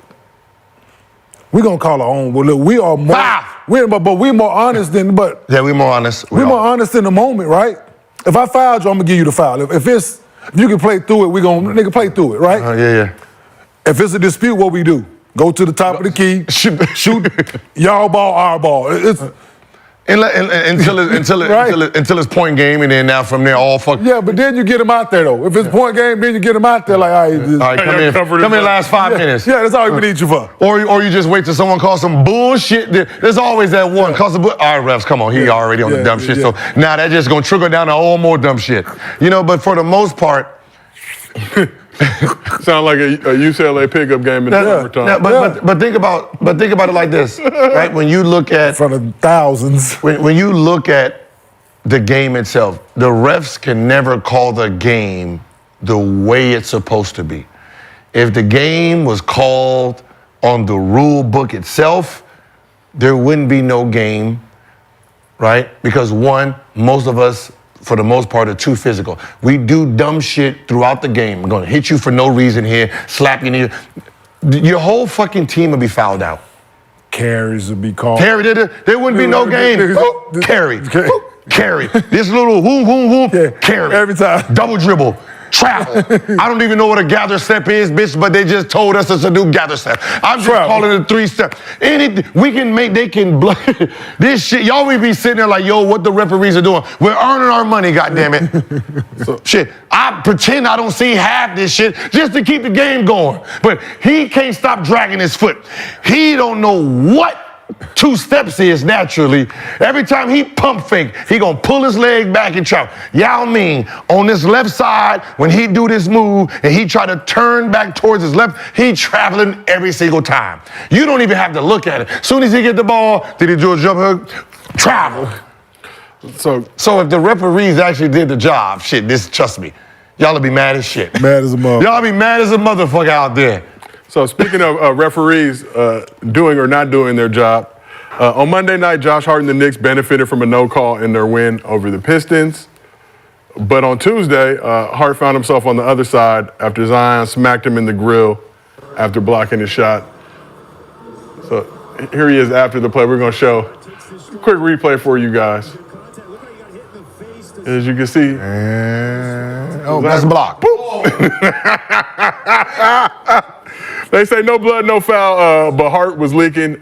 Nothing was called. That's more you. How does that work? That's a foul. So it hit the ball, but it followed through. On the follow, it's a foul.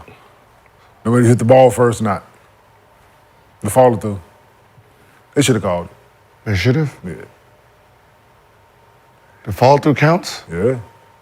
Can someone pull up? Damn, I had a block. No, I had a block against Kirk Heinrich to save a play. And I blocked it, but I pushed through him after the block. And they didn't call a foul. Yeah, some people not like, I didn't block people, shit didn't push him down. My momentum. Yeah, it's happened, but like I didn't block it in my momentum, same shit that you did. Coming down, yeah. Oh, see, landing on top of you. I didn't block the shit, landing on top of y'all, like. Yeah. Oh, and they didn't come, wow. Oh. That's in a playoff game, right? So it's like. And it feels like the ref might have turned his back after you blocked it. No, that's what I'm saying. I don't know. I didn't know if you just hit the ball first or, okay. Some people call it, some people. I've been on the side of that where, nigga, you saying I ain't got foul, I got blood, I got scratches all right here. We're pulling it up. Anybody pull it up?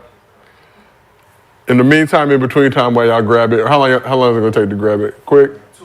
MostlyFans. Yeah, let's move. Oh, that was the foul. So Adam G. Yeah, you know what time it is. Yeah, so that's what I said. I don't be knowing. Yeah. I don't be knowing on the follow through because they be changing the rules so much. It's the follow through.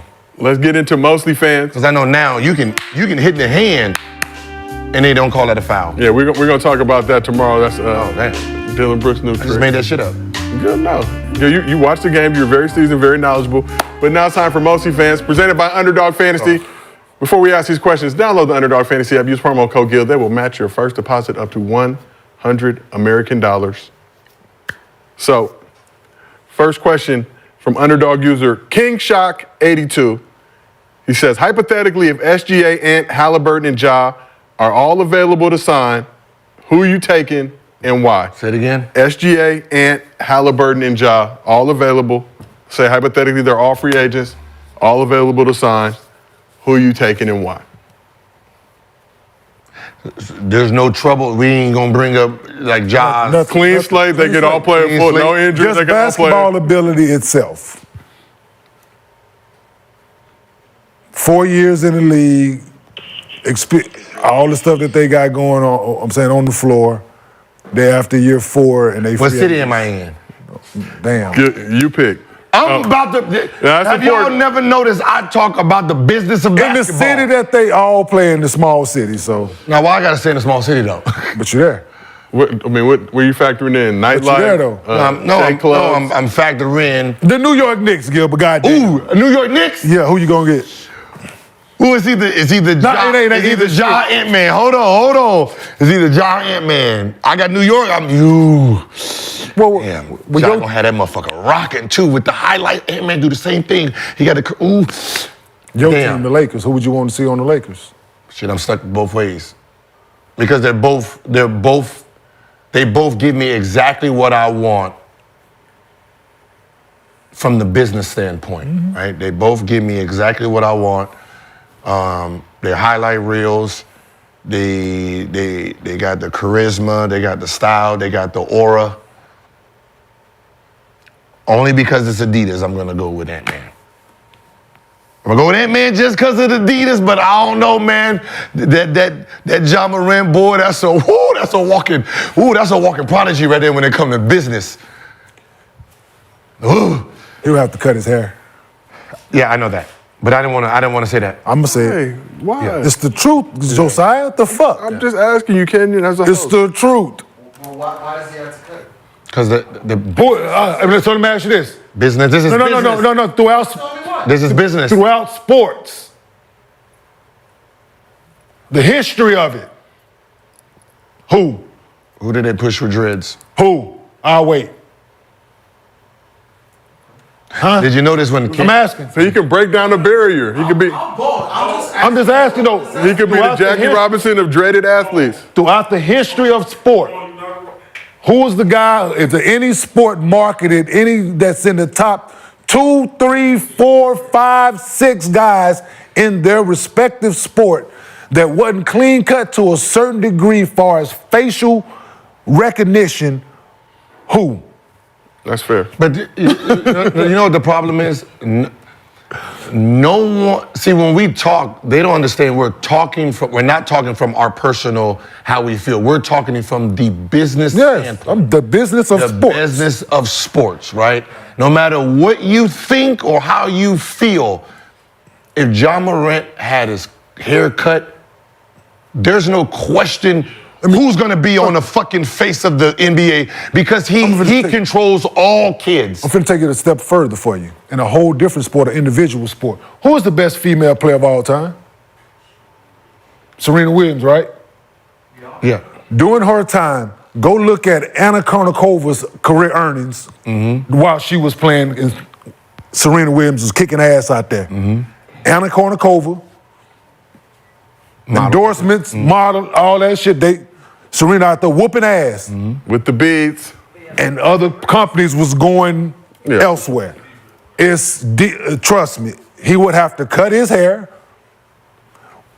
with no trouble on the board, nothing. We're not He would still have to cut his hair. We're not talking about trouble. We're just talking about. He would still have to cut his hair. Look. But do you feel like that impacted Iverson during his time with the Braves? Yes. Or did the culture rally behind? Okay, how about this? No, tattoos and braids affected him. We all, but I'm saying we all. No, they don't give a fuck about they don't give.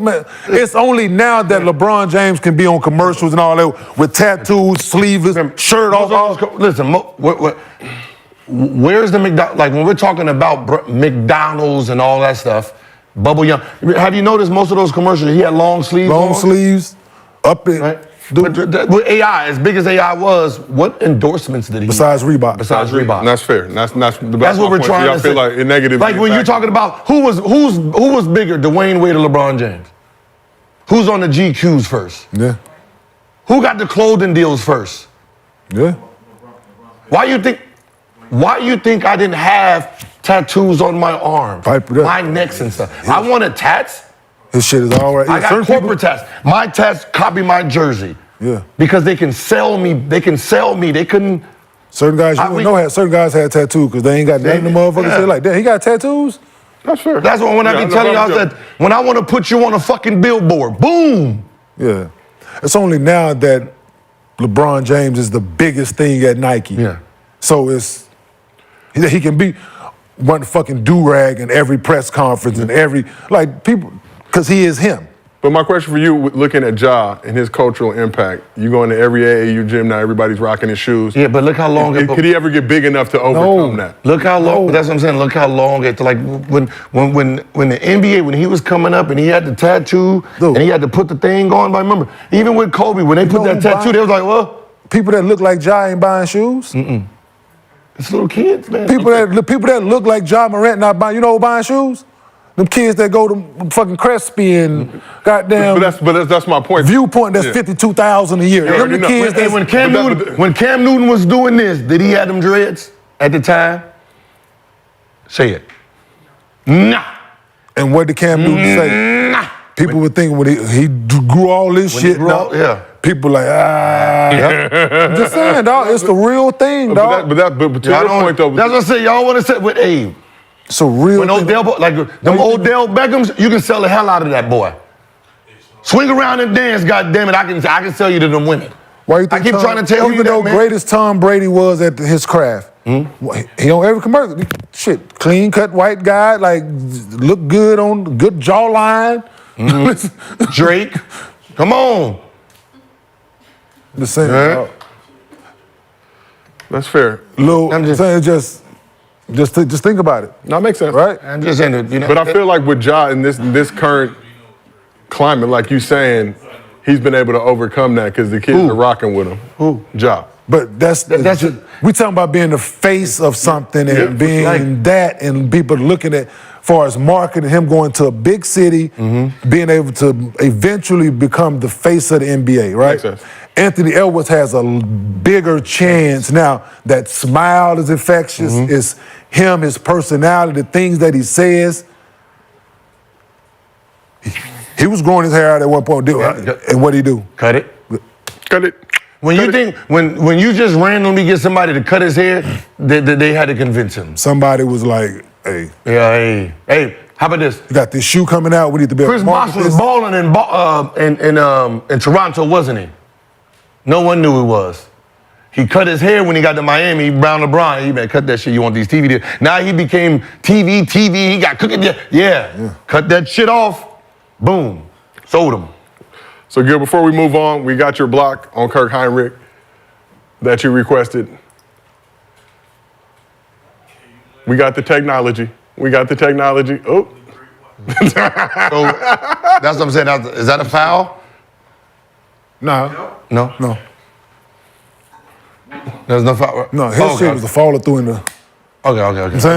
It was him, ball. It was like simultaneously, right? You hit the ball face. Okay. Right? So we got. You hit the ball bounced that way, your momentum took. Okay. Our last question from underdog user Silent Day 06. Question is, why y'all think Charles Barkley chooses not to be on the game with the TNT crew and any other aspects of the game? Appreciate y'all. What did he say? Why do you think Charles Barkley what? Why isn't Barkley in 2K, even though the rest of the TNT crew? Oh, because Jordan's not in 2K. I told you he was his little sidekick. What? Charles wants somebody to pay him for his fucking likeness, and they're not doing it. Because of Michael Jordan wants you to pay for his likeness, put him in games and stuff like that. It's the same. And listen. There's certain people that do certain things, and as a follower, you think that's cool and you want to follow it. That's it. You know what I mean? Man, them licensing checks cool when they come in. Yeah, they cool. I take it. Yeah, you about to get ran up on. Keep using. Why am I gonna be ran up on? Girl. About who? Charles Barkley? You and Charles Barkley in a fight right now. No. I think you can stick him in this. No, I'm just saying that, you know, when you throw shots out, just remember that you was a player once before. Okay. You was a prima donna once before. Like, this is like, I can't talk about somebody doing some dumb shit with guns, right? Because I'm guilty of it. So if I start saying, oh, John Morant's an idiot, this and this, people are gonna say what? There's gonna be somebody out there that's gonna be like, wait, hold on, right? All I'm doing is saying, Hey, hold on. I'm gonna be the one. Don't be like me, be better than me. And that's what I'm saying. I'm over here like, hey, hold on. I know there wasn't social media when you played. I'm gonna be like, but I'm a studier of the game, and I try to understand certain things. So if I call you out, I'm only calling you out because you are guilty of it. That's it. Like that's all. Gil, the chat saying that MJ is on 2K. He's been on there for years. And the reason, but the reason that someone else, because he's trying to hold out too. Like, come on, I'm just playing NBA Jam, right? I'm playing NBA Jam, and I was like, oh yeah, I remember Charles Barkley was in Phoenix here. Let me go. Then I had to remember as a little kid, oh yeah, you're not on the game. Neither is Jordan. God damn it. Now I got to play with B.J. Armstrong and Luke Longley. But you just wonder like, what? You can do work with the right button combo. Hey, when you was talking to Xavier Tillman, you said something about Arch Rivals, the game. He had no idea what the hell you was talking about. You said that shit. He didn't even believe like.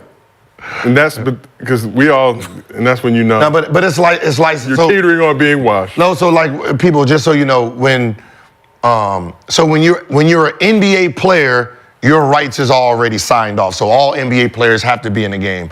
When you're ex-player, you're retired, there's a retired union, right? So for any retired player to be in a game, they have to actually make a deal with the player themselves, right? So if there's some players that's not in there, one, they haven't reached out. Two, most of them players are still negotiating their deals and don't like the numbers 2K's getting. That's what Rashid talked about when he was on here. So bread wasn't enough. Yeah, so you have to basically sign your rights over to be in a game every year. So, they want that cut the check.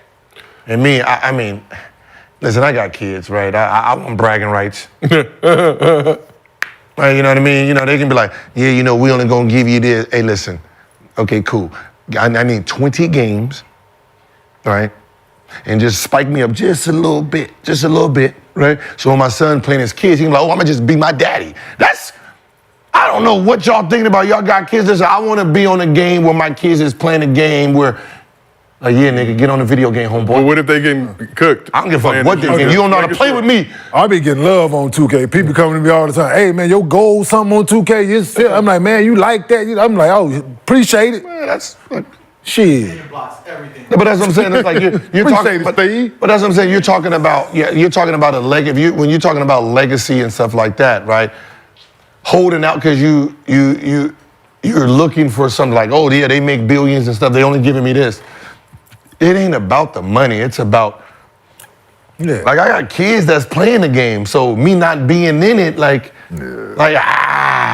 is more. That's why I said it's more for them than it is me. Like I'm writing it off. So, when they playing with their friends and they getting diamond cars and like, yo, Dad, I just got your diamond. Like, I don't know what the fuck it is, but yeah, that's me. I'm diamond up. That's my thought. And my son was like, yeah, I'm trying to get the pink diamond. Relax, hold on, because that's my credit card, goddammit. Let me see if I can get a code for that shit right there. Give them the discount code. Speaking of discount codes, as we announced earlier, we teamed up with SeatGeek. We will be at the Lakers Clippers game. SeatGeek. We will be easy to find, but remember, we will have security. So level B too. We level B. We ain't at the top. Not even A, Gil? There's so many suites. I'm gonna have to knock on every door in that bitch. Gil in here. Wait, there was an A. Gil in here. Hell yeah. Gil, you're not familiar with Staples Center, Sweet City? A couple levels. Well, I'm a couple levels. Get your I numbers didn't realize up. it because I be so. levels. It's usually I'm with the Lakers. Right? And they different prices. Level B is 20 grand sometimes. I should have known when it was like 10 grand. I was like, damn. Okay. I should have just went down to level A. You know what I mean? It's discounts with the Clips. Got $20 off though with that SeatGeek promo. So I might buy some food at the Clipper joint. Open credit card at the Clipper joint. Come pull up on us. You can buy the combos with the Clips. This has been another episode of Gil's Arena presented by Underdog Fantasy. We will see y'all tomorrow. I forgot what day it was. Thursday? That new arena, they're going to be expensive. That shit going up next year for damn sure. I can tell you that.